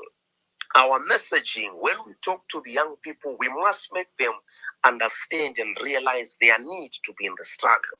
When we talk to civil servants, we must make sure that we identify the issues that speak to them so that they are able to see that, look, this is affecting my salary. These things are happening because we don't have good governance. So I agree with you that at some point people will begin to feel that, look, this thing of voting is not working, change is not coming. But change is coming, and our people need to understand that change will not only come through an election. And our people need to understand that when we talk about elections, it's not just a season that comes and goes.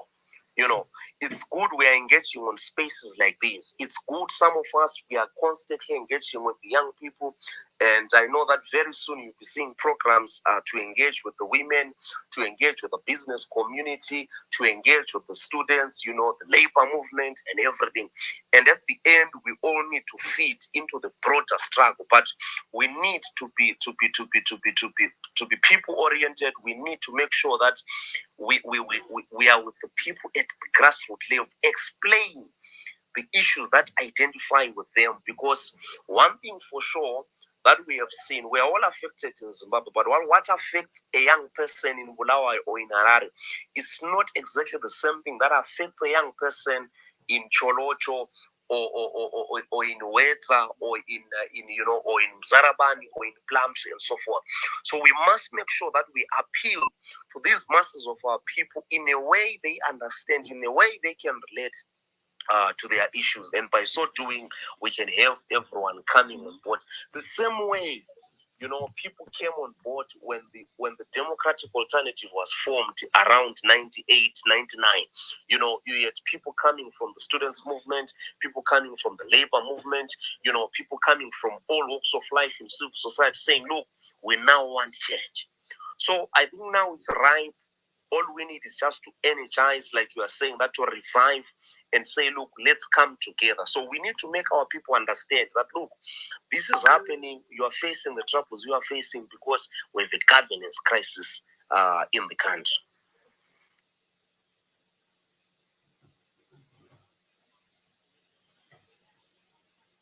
Thank you, Honorable. Thank you.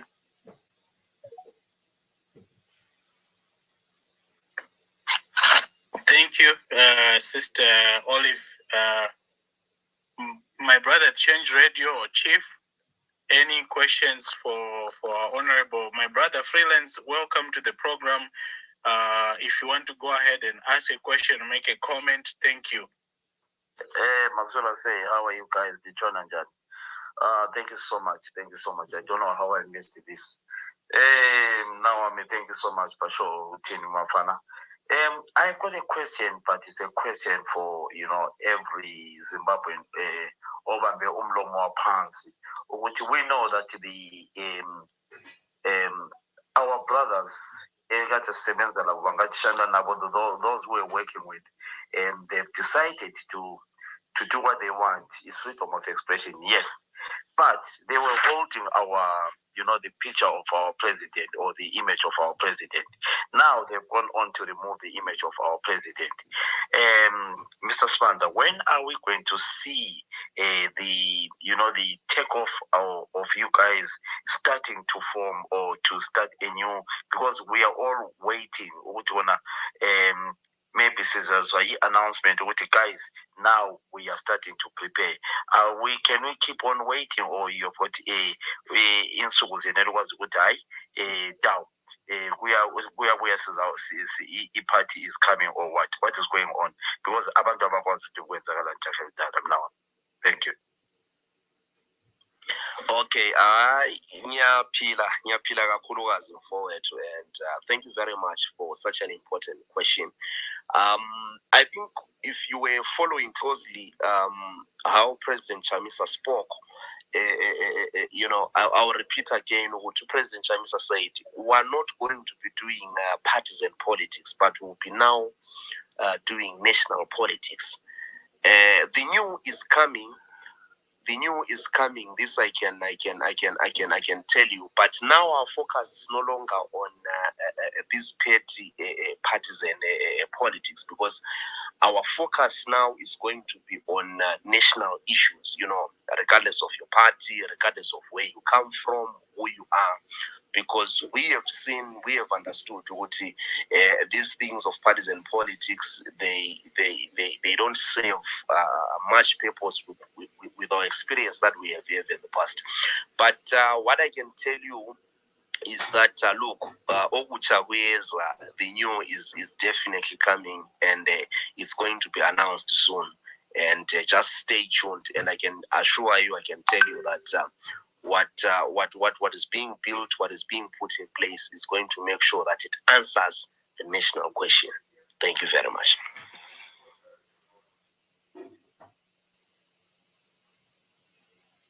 Thank you, Honorable. Comprehensive response. My brother-in-law, thank you for being back with us on the platform. Sister Olive, take it away, and then my brother-in-law. Thank you. I just wanted to also encourage the speaker who spoke just before the Honorable with that question. And I think it's a question that everybody countrywide is asking. I think the one thing I wanted to reiterate is we have leaders so that they can guide us. But leaders are only leaders of people when people are present.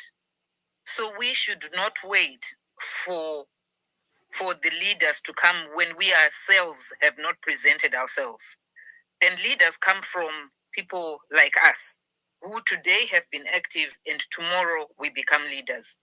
I think what I can encourage you is, while we are waiting for the new that is coming, I think be seen to be doing something in your corner. And don't get me wrong, my brother, I'm not saying you are not, but I'm encouraging everybody else who's listening to say, let's not continue to be at a point of waiting for something. Let us be at a point of being proactive and saying, what can I do? In one of our spaces, I think we spoke about how we, within Change Radio, are going through various changes, but we're also a platform where we are allowing people to voice their concerns. Be part of that. Come in and inquire, how can I be part of Change Radio? How can I contribute towards Change Radio? How can I contribute to other initiatives that are pushing for change? And I think by the time our president comes in, by the time we have structures that come in, by the time we come in, whether it be to another election, to that point of change, to a revolution where our revolution is moving, it moves because we are acting in those small parts of life. So I think let's be encouraged that to assist and to make the work easier for our Honorable Pasha, where he is, we need to be doing something. He can stand there and he can speak to people and he can advocate for us. But there is no point in advocating for people who are standing still. You advocate for people who want to move from stage A to stage B, and I think let's be seen to do that. Thank you.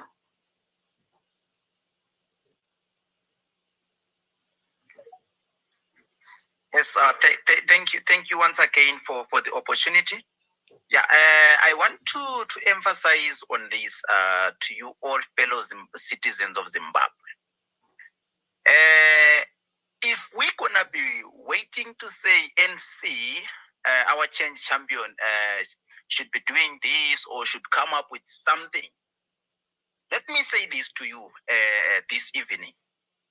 I really appreciate that you have committed yourself that during this hour you will be in this platform so that we can engage together to iron things and make sure that we do something as Zimbabwean citizens. Right. I want to look closely on this. Just after elections, fellow citizens, is that it was announced that the elections were not free and fair. They were flawed. Immediately when that announcement was made, the task was in the hands of the citizens to do something. Like what they did in Zambia. Immediate after elections, Edgar Lungu was not prepared to hand over the power to HH. But because of the citizens, they raised their voices and say, no, we are not protecting our votes here. So now the task is coming back in our hands as Zimbabwean citizens. Let's leave the issue of the leaders, because those leaders that we are having in Zimbabwe, it's easy for them to be arrested. It's easy for them to be abducted. Let's be brothers keepers. Let's take the whole lot in masses of Zimbabwe. No ways that ruling government, no ways that those soldiers, those state security agencies who arrest 4 million citizens that will be in the streets of Zimbabwe. But they can arrest individuals. They can go to Honorable Pasho house tonight, after this space, and say, Pasho, we're listening to you, come here. But if we are 4 million Zimbabweans in the streets and putting that country on standstill and say enough is enough, allow you, the system of ZANU-PF, allow the country to be taken forward in the hands of the citizens of Zimbabwe. It's going to neutralize, it's going to stretch their muscles to the extent of they will fail to do anything than only to surrender the power and allow the elections to take place in a good manner. Not what happened in Zimbabwe. Now we must make sure that, let's make sure that those with the masses behind them, those with weight of commands, please be safe. Let's bring all Zimbabweans to. Let's just give the direction, because at the present moment, we need to close all the avenues that the ruling government is using to say they will come after you. If you say this, they will come after you. If you say so, now when they want to arrest, if they say who is behind all the initiatives of removing ZANU-PF, let's all say it's the citizens of Zimbabwe who are concerned about their country, so that when they want to approach one of them to bribe or one of them to do anything, if they want to bribe, let them bribe everyone who is a Zimbabwean. So let's build a command center that says this whole thing, this whole initiative that we are coming with, let's leave the parallels. Let's come together.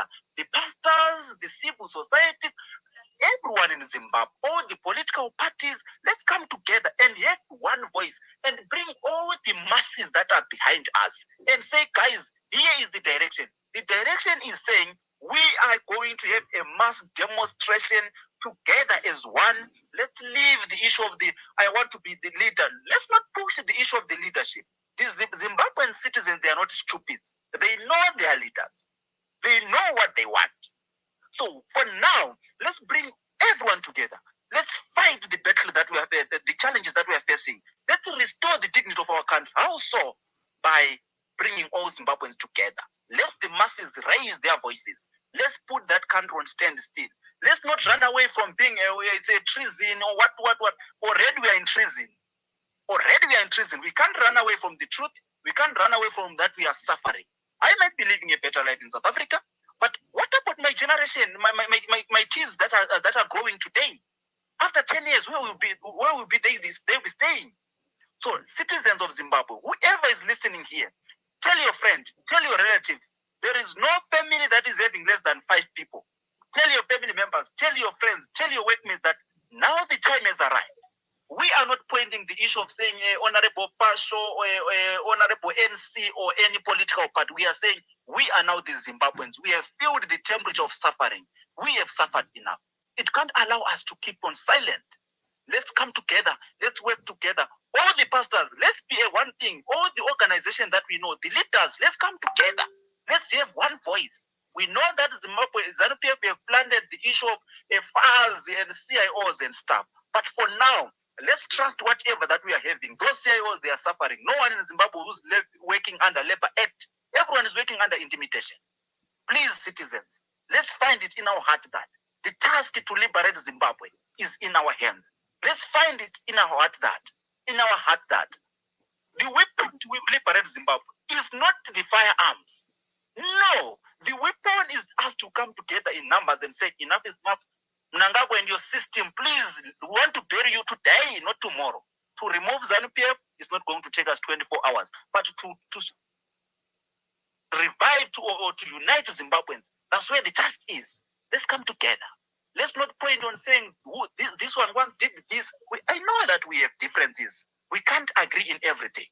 But for now, we are saying, let's set aside all those things. Let's parallel our eyes together with one agenda, with focused, and make sure that in one accord, same-minded. Then by doing that, automatically, check what Fire did in Senegal. Check what he did in Senegal. Check what the citizens did in Senegal. It was not him alone. Citizens stood for their rights and said, no. This is the candidate that we want. Let's push for it. For now in Zimbabwe, because we are already past the issue of the election, now let's restore the dignity of Zimbabwe by doing what? By coming together. Let's demonstrate in Zimbabwe. Let's make sure in a peaceful way. We are not rebels. Constitution allows us to demonstrate, but because of the intimidation and oppression, then we are failing now because of the ruling government. So for us to stretch their muscles, let's come together and make sure that that divide and rule, we close that barriers. And make sure that when they say we plan to divide and rule the Zimbabweans, they are saying, no, we are now united. They will left with no option, I guarantee. Left with no option than to vacate those offices and allow the citizens to choose the candidates that they want to take that country forward as a nation. I thank you. I close my mind. Thank you, my brother Ndovu. Honorable, I keep lying to you and to everyone because my brother Ndovu has inspired a question that I was going to ask, and I was hoping one of the panelists would ask. So I'm sure you have heard in the last few weeks or months, people talking about a citizens' parliament. Basically, the idea being that citizens are the highest parliament in Zimbabwe. They are the highest court in Zimbabwe, which means that when we can't get accountability through the systems that we have now, that because ZANU-PF is abusing the courts, they're abusing the police, they're doing whatever. They're actually causing more havoc in our communities when they send people with riot gear to people's homes who are having brides and so forth. What is your comment regarding the role that ordinary citizens should play, especially young people? Because they're the people without jobs, they're the people who are still living with their parents in their 20s and 30s when they should be starting their own families. Thank you. Thank you very much for such an important question. I think it's all about the people. For some of us to be said we are politicians, we are leading the people.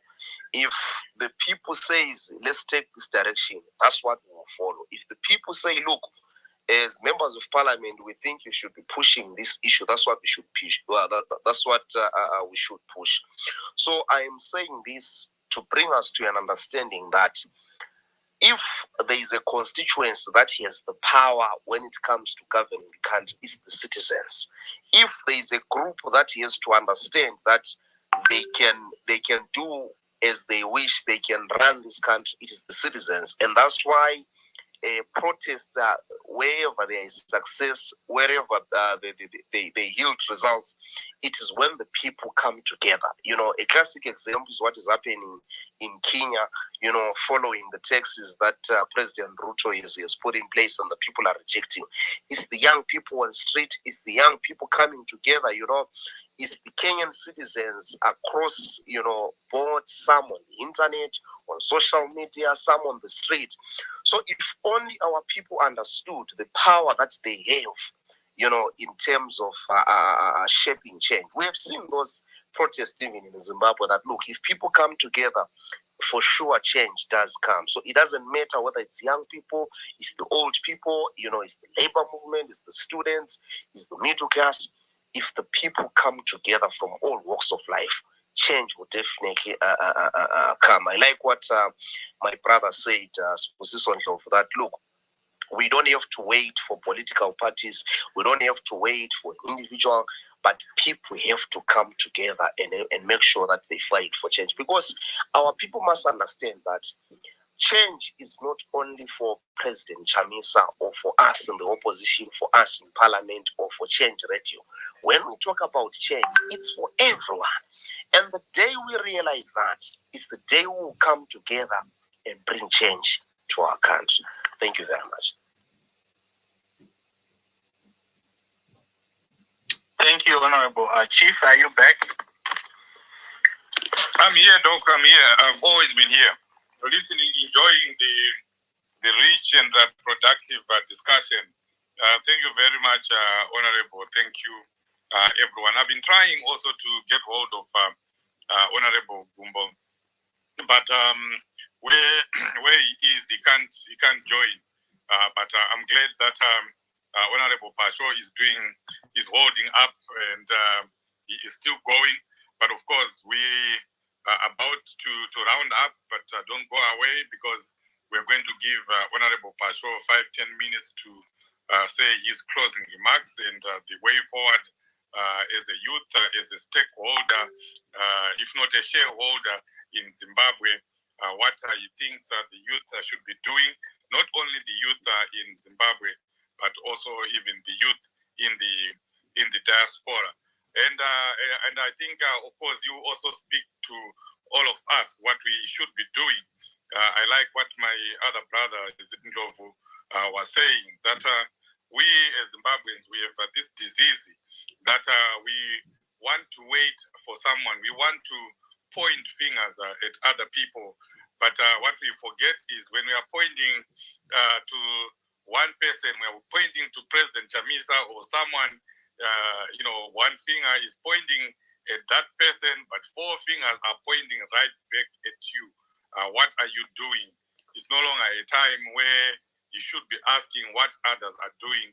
This is a time where you should be asking yourself, what are you doing about the situation in Zimbabwe? What have you done? There's a common saying that says, whatever we have done, Zimbabweans, it's not good enough. Sometimes it looks like we are undermining the efforts of the people, the efforts of the citizens, but it is true. What we have done is not enough. We just need to do more. Everyone has to do more.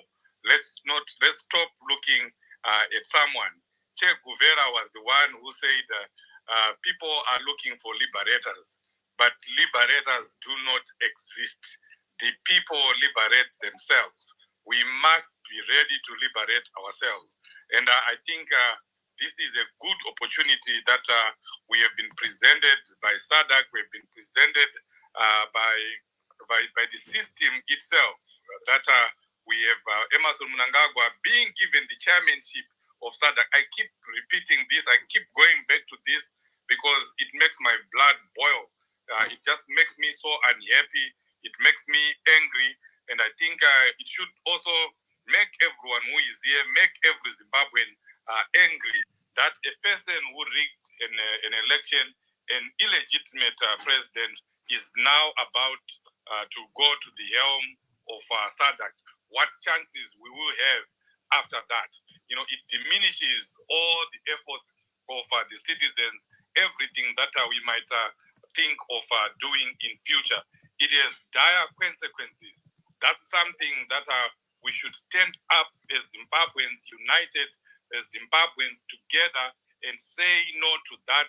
We must tell Sadc, we must tell the international community, let us leverage on what is happening in South Africa right now. We have the ANC governing with the DA, and we know how the DA hates ZANU-PF. Let's take advantage of that. Let's have our South African comrades demonstrating in South Africa, going to the offices of DA and petitioning the DA so that they do something about this situation. I know for a fact that Cyril Ramaphosa and ANC cannot continue to have it their way as they have been doing. They have been the biggest sponsor of what ZANU-PF has been doing in Zimbabwe. And now that the DA, they will be told that you can't do that. This is wrong. This is wrong. You know, I don't think the DA want to be part of a system, a regime that supports a regime that is killing its own citizens, that is arbitrarily arresting its own citizens. I don't think they want to be part of that. I don't care who they are. I know a lot of people will be saying they are part of apartheid, they are the colonizers.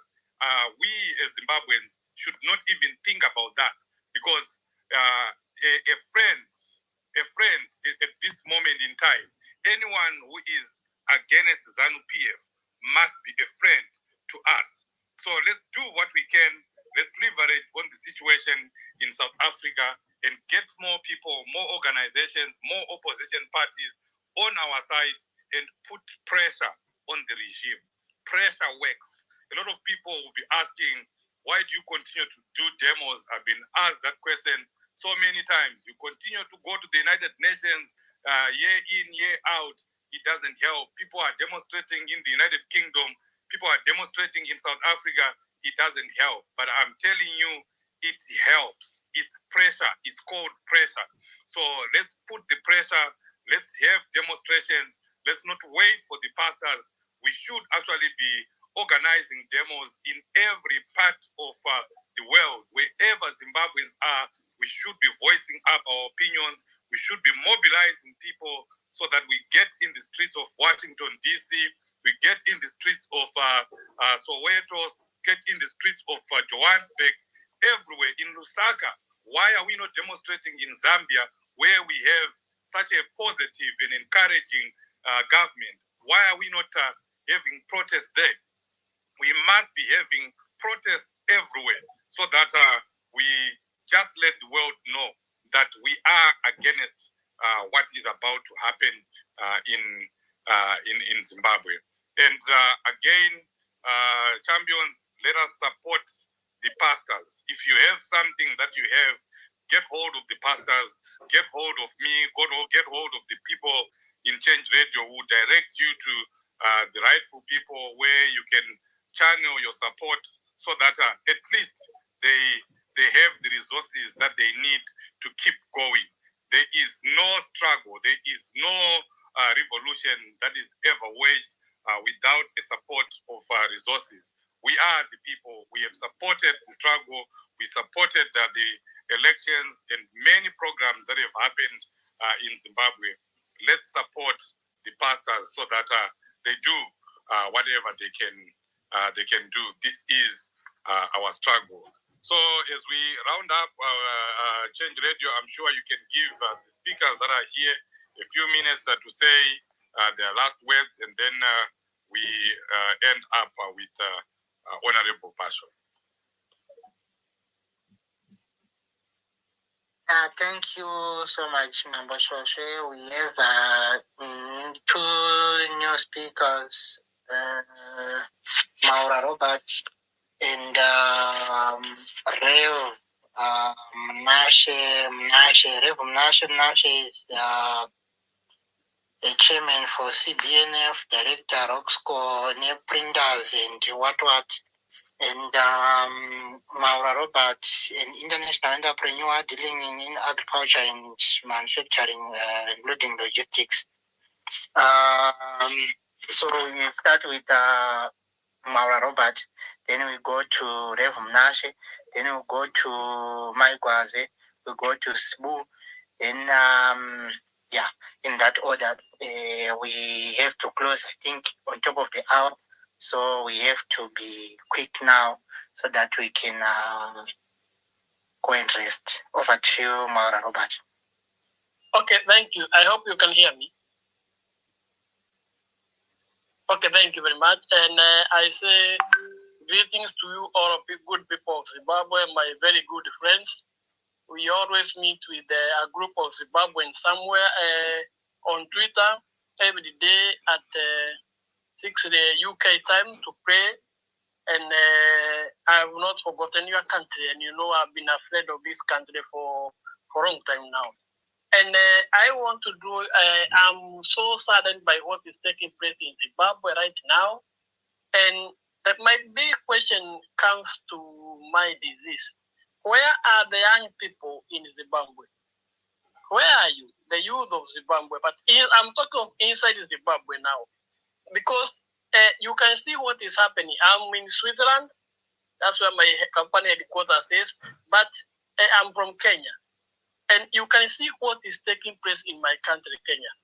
The Gen Z, these children who are between 17 and 23, 24 there, they have taken over the whole country, including in the president's home background, there in Eldoret. They have taken the whole country now. And the thing is this, it's not about even disputing about the election or disputing about the President Ruto, no.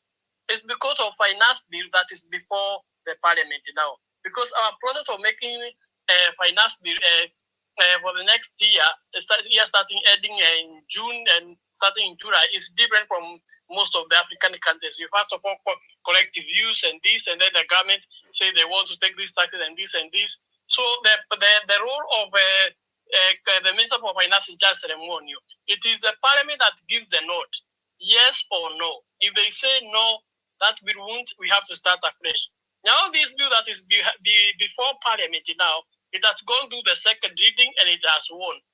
And we have, the youth have won all those MPs. So we have 360 MP in Kenya parliament. The 204 who voted yes, they have been told they should kiss parliament goodbye. Come 2027, when we have in the next election, we are not voting, the people are not voting them back. And another thing, they have gone a step further the youth. They have said that any MP, whether male or female, who owns a business, transport business, has a night club, has a sports betting company, has a farm, has a factory, we should all boycott their produce so that they will suffer the consequences of not caring about the people. Because what the president is now doing is to tell his the MPs and buy them and let them to pass that bill. And it is we, the people who voted for MP, who are supposed to tell them what to do because they came to us. Even if you are voted by the president's party, it is me as a voter who voted you to parliament. So you should consult me first before you act in the parliament. So where are the youth in Harare, in Bulawayo, in Matende? Where are the youth in Zimbabwe? Why can they organize such a movement? The one we are seeing in Kenya right now. The country has been brought to a standstill. And they are saying that they are not going to relent until the whole of this finance bill is either thrown out or even Ruto gets out of office before 2027. Where are the youth of Zimbabwe? That's the question that have been going through my mind since this protest started in Kenya. So let's fight. Let's the youth of Zimbabweans wake up. These days is what like those days of 80s when we didn't have Twitter, we didn't have social media. Nowadays they have Twitter. Those people, those youth in Nairobi, in other towns, it was just a matter of hours. They tweet to each other, they Facebook each other, we meet on this place. And within minutes, they are all there. And everything that is happening, it is being recorded. If a police officer misbehaves, everything is captured and the whole evidence is put for everyone to see. So even police officers are fearing even to shoot people, although to have died. But that's a very low number compared to what if we didn't have social media, where Moi, the current dictator, and other president, they used to kill people in their tents. But nowadays, the police officer has to very, very be careful on what he's doing. And those two people have been killed, the two police officers, next week they are in court. You see, nowadays we have everything. These gadgets, you see smartphones, these are that we are now using here to communicate with each other, is a very, very powerful tool to whoever never knows what he's doing. The people wake up. This is a country that's highly blessed by God. Me, I'm one of those people who have really started in Zimbabwe and who are dying to come and bring my dollars there. But now, and I'm Monagago, the only people who are now investing in Zimbabwe, those are not investors. Those are crooks and hyenas who are connected to ZANU PF. No, we don't have investors now in that because capital fears uncertainty and unpredictability, and where the rule of law doesn't exist. How do I manage to get ordered by the elite that you put these people in jail? I rule about their body next week. How do you do that? There's no rule of law in Zimbabwe. People are suffering, and as you see, they are even sick. I watch them coming out of that prison van. You see, when some cannot even walk. Now, and you wonder, don't people have heart? Don't people see that one day they are going to leave this world? Mugabe was there. Where is he today now? Why don't we treat each other knowing that God has given us a few days to be in this world and nobody knows the day of his departure? So let's fight and let's keep on fighting. I was in Zimbabwe, in Zambia. I was in the thing that, because I have investment there, I supported HH, Akaida Ichilema. And there's a speaker I have said here, Edgar Lungu had tried to play that tricks. And if you could see the difference, HH beat Lungu by about 1 million votes. Because Lungu got 1 point something and Akaida Ichilema got 2.3. Over 1 million votes. Akaida Ichilema had beaten Lungu. And Lungu wanted to bring his dirty tricks. And people are saying, no, enough is enough. If he is trying to bring his dirty tricks, we will go on the street.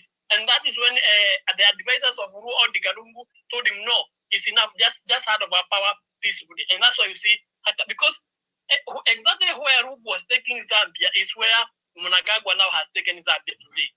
So my prayer is this for the you people of Zimbabwe, particularly the young one. Nobody is coming from outside to come and fight for you. You have to fight for yourself. I can guarantee you that. See what is happening in Kenya. Young people, they have told their parents who are in their 40, 50, you stay at home. Stay at home. We are going to show this government who we are. Those who are going to die, let them die. But those who are going to live, because these people who are below 30, those are people who are now marrying. Those are people who are raising children. Those are people who have families. And this debt that Mnangagwa is borrowing and selling properties, it is the children of these people who are Gen Z, who are in their 20s, who are going to suffer, who are going to pay those debts. So why are they sleeping? So let them wake up, and you people, those who are in their 40s or even their 35, 40, 50s, just give them support. And when we do that, when we join together, I'm very sure that we are going to win this war. We cannot allow another 1-2 years ZANU PF to continue in power. Otherwise, come the next general election, there will be nothing in Zimbabwe left. The country will be rotten, everything will have gone to the dogs, and to repair this country will be very difficult. So let's keep the fight, knowing that when God is on our side, definitely we are going to win. Simply because we are now going to close soon. Let me leave it there, and thank you for the space, and I hope we meet next time. God bless you all. Wow, thank you very much, my brother. It's always good to have brothers that come in solidarity like that, and we do learn a lot from you Kenyans, and it's powerful that you're coming to our space and giving us encouragement. Please keep coming. We want to always hear from you. Kenyans are a big inspiration. I'm seeing Reverend Munashe here. Who is one person who has also said that he wants to help the pastors. Reverend Munashe, thank you that you are here, you've joined. Please go ahead. Good evening. Here in South Africa, it's evening. How is everybody? I will just go quickly to my issue. Firstly, before I do the works of philanthropy, allow me to throw a challenge. I have thrown this challenge to a lot of spaces. I am one man who believes in hard work, who believes in good strategies, who also believes in entrepreneurship. So in short, as a leader of Citizens Business Networking Forum, I don't mind pledging our support from an organizational point of view as a network of businessmen. Whenever resources are needed To me, I feel that's my desk. To me, I feel that's a challenge. That's the angle I can come in the struggle for change in our nation. And as a pastor as well, I believe and I feel a challenge that we are praying, but we're not praying enough. We are doing something, but we're not doing enough. We need to stretch our wings a little bit more, a little bit further. We need to push more than what we are doing, prayer-wise and resources-wise. So generally, that's all what I need to say. And lastly, as far as I believe, like I've said, I'm one man who believes in hard work. I don't know whether in the opposition movements and parties, do we really lack entrepreneurs or do we really lack strategists? I really don't know. I'm still researching about it, but I'm confused because these crooks from the ruling party, what they do is very simple. They don't believe in hard work. They believe in stealing a lot. They just steal and sponsor chaos. They steal and sponsor rigging. They steal and sponsor their campaigns. What is the opposition doing? We talk much, but we're not acting much. But I feel encouraged as of now. I see a lot of organizations are coming up. I see even pastors are saying, let's take action. I'm a pastor as well. I'm ready to take action. They might have swallowed one pastor from us, that pastor from Abuku. They might swallow one more. I don't mind joining the queue. If they want to swallow me, let them swallow me again. I'll know. Even my family knows that, hey, they do have been swallowed for a just cause. They do have been swallowed for a patriotic cause. So anyway, roughly that's all from my side. But in conclusion, I throw a challenge that let's run projects. Like myself, I stay in South Africa. Let's run projects even diaspora. Let's bank money. Let's keep resources so that when the day arises or arrives, be it in a month, 2 months, a year, 2 years, or whenever the opportunity arises and the resources are needed, let's not beg for resources to liberate a nation. Let's not beg for resources to push out this regime, because this regime steals to remain in power. So what are we going to do? Let's have projects. Let's run good projects, good businesses. Let's multiply money. Let's bank it. Let's keep the money. Whenever resources are needed, we throw them in the basket. Anyway, from my desk, as the chairperson of CBNF, Citizens Business Networking Forum, I'm prepared to throw in, be it flyers to the campaigns, especially from our pastor, be it 10,000, if he needs 10,000, if he needs 50,000, even if he needs 100,000 flyers, I can throw them on the desk for him. That's all. Thank you. All right. Thank you, Reverend. I know you're going to do more. I'll give you a call tomorrow, and then we'll go on a conference call, and you get to speak to the pastors, your fellow pastors. I thank you always for your generosity and for what you've done in the struggle. May God bless you. Thank you. Thank you. Bless you.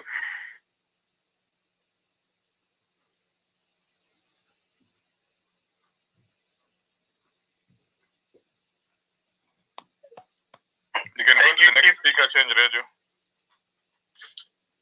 The next speaker was Sbu. Sbu, in brief, before we go back to our guest. Okay. Thank you once again. Can you hear me? Okay. Yes, we can. Okay. All right. Thank you. Yeah, I just want to play in conclusion with the Zimbabwean citizens to say to you all leaders that we are having here in this platform at the present moment, please engage with other leaders to say and give the word of command to those who are behind you to say, guys, you know what? Because I myself, I want to play a scenario whereby we protect whoever is a leader at the present moment in Zimbabwe. We need to protect those who have been too vocal in Zimbabwe, to run away from what happened to our Senator Jameson Timber. So we need to protect each other. Let's use fresh blood. Let's not push an agenda of saying, as Sibusiso Ndlovu, then if I'm the initiator of Zimbabweans, let's unite and fix Zimbabwe. If I'm the initiator there, then I will be pushing it for myself. We don't want that kind of leadership. We need the people who are doing things for the citizens, and make sure that we don't push for a position, but we push to liberate the country. The Zimbabweans, then they will be having a free platform to choose the leaders that they want. When the time is now, for now, we can't talk about any leadership. We can't talk about any position. We only have to talk about, let's come together, let's coordinate each other. We rather work with coordinators so that we bring Zimbabweans together, protecting our candidates, protecting our leaders, and make sure that when ZANU-PF, they will be trying to say, no, Pasho is the one who's behind this. Sorry, my honorable, to call you Pasho. It's just I get emotional usually when I'm having a subject of what the problems that we're facing in our country. If they will say no, maybe Pasho is the one who's behind this this uprising, then they will find that Pasho is not even affiliating with that organization, because we will be operating in a very, very strategical way to make sure that whenever they raise their heads, we'll be behind, we'll be beyond their part, we'll be beyond themselves. So let's make sure that whatever that we're gonna be doing from today, my leaders, let's bring all the coordinators together. Let's coordinate each other. Let's share the message to each and everyone who is a youth in Zimbabwe, who is a parent in Zimbabwe, who is a soldier, who is a police officer.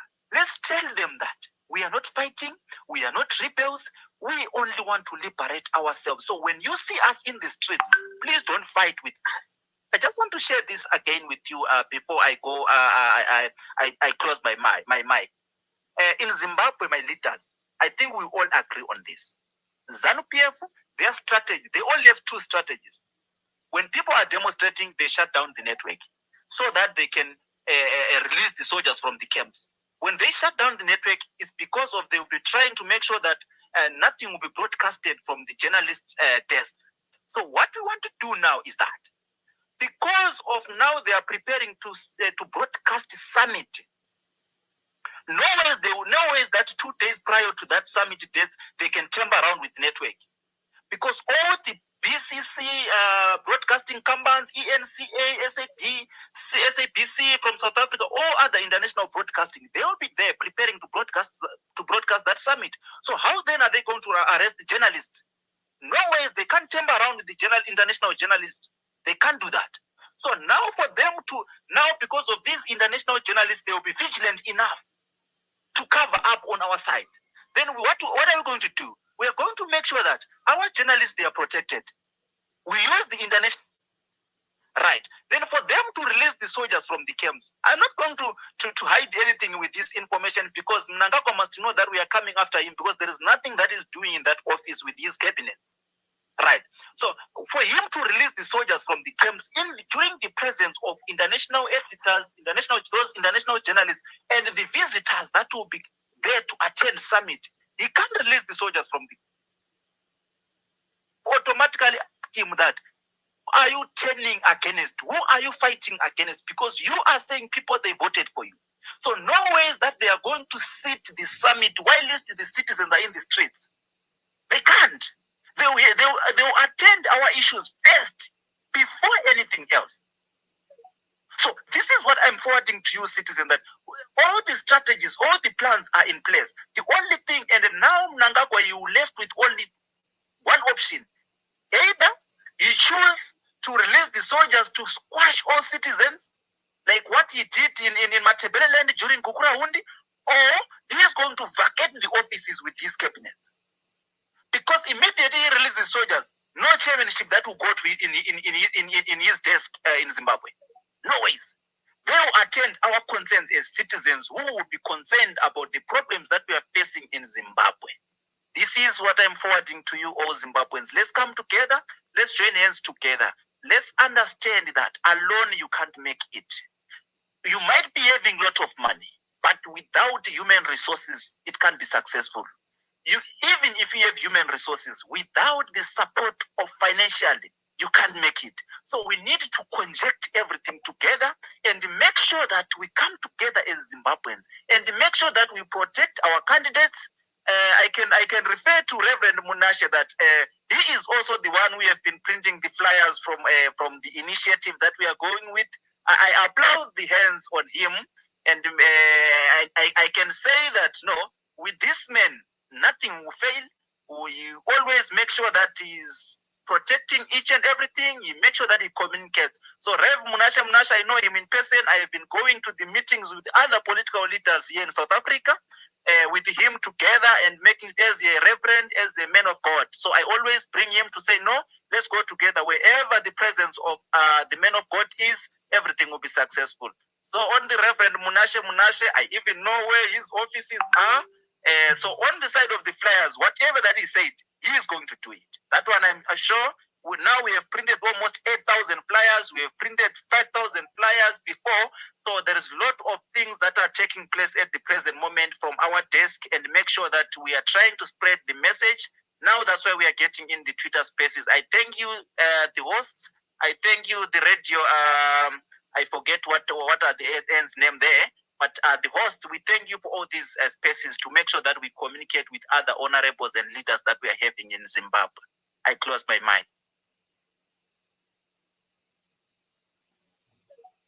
Thank you very much, my brother, and all the other champions that are in South Africa that are also running a program bring change to Zimbabwe. Everything helps. All the little things that all the people are doing, I always say they are going to come together one day, and freedom shall be delivered to the people of Zimbabwe. Thank you for that. Is it Champion Patricia?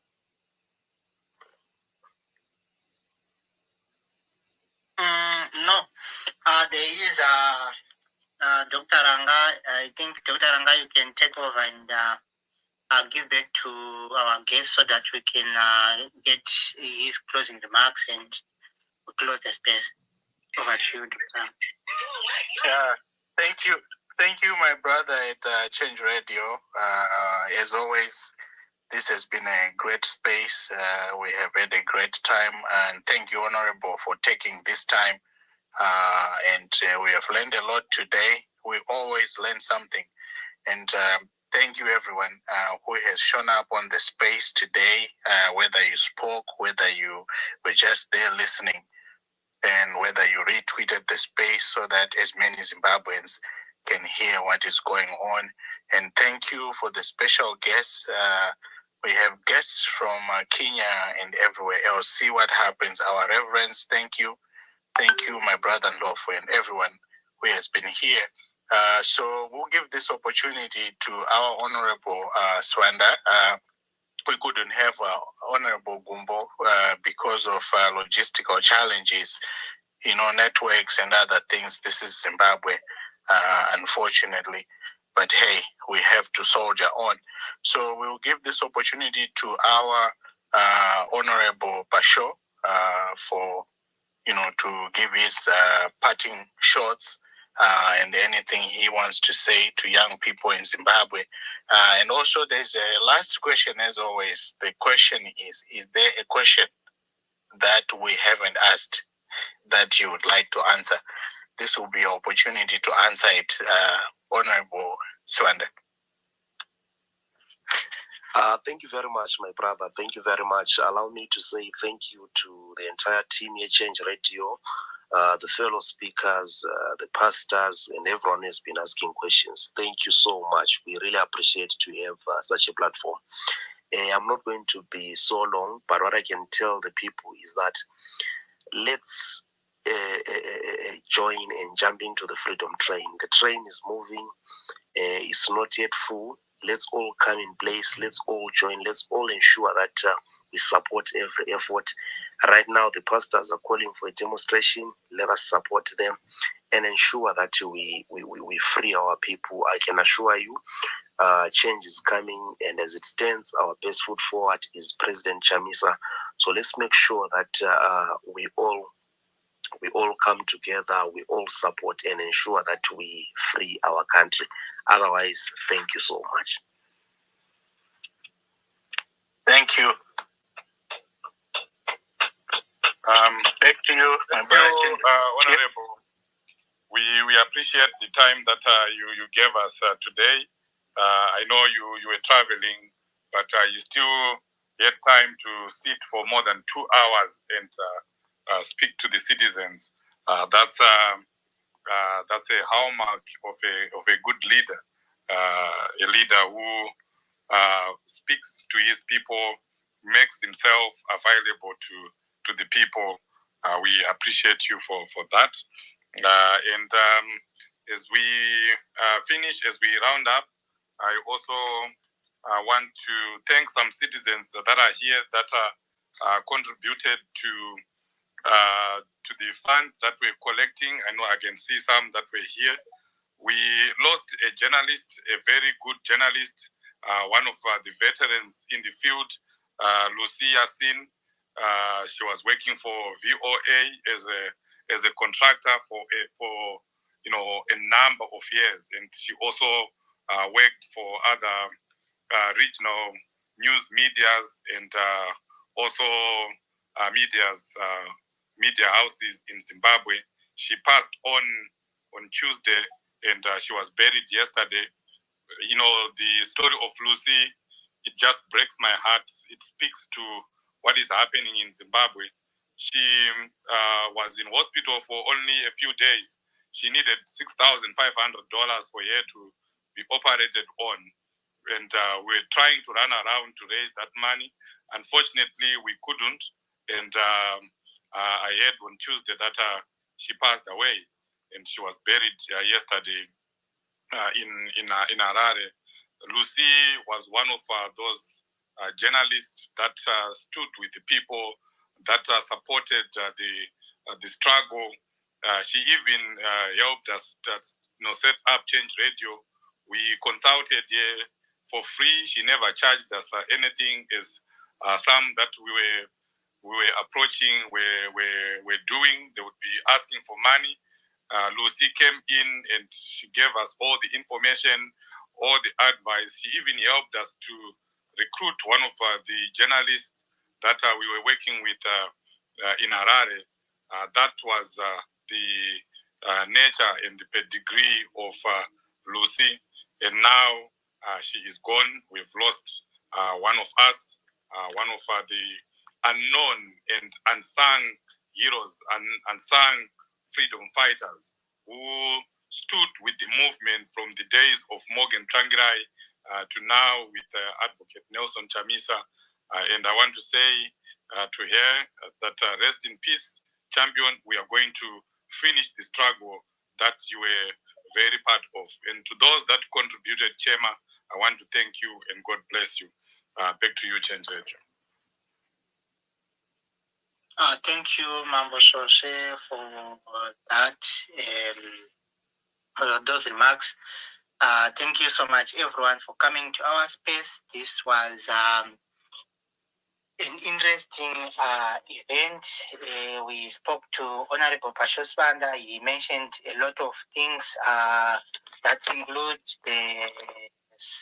include supporting the initiative by the churches to say, let's hold those who say they are in power to account of what they claim to be, who they claim to be. So thank you so much, Honorable. Thank you so much, everyone, for coming to this space. My name is Leo, and I've been holding on the host is under Change Radio. Thank you so much for coming. We are closing now. Have a good night. Have a good day. Have a good morning. Bye.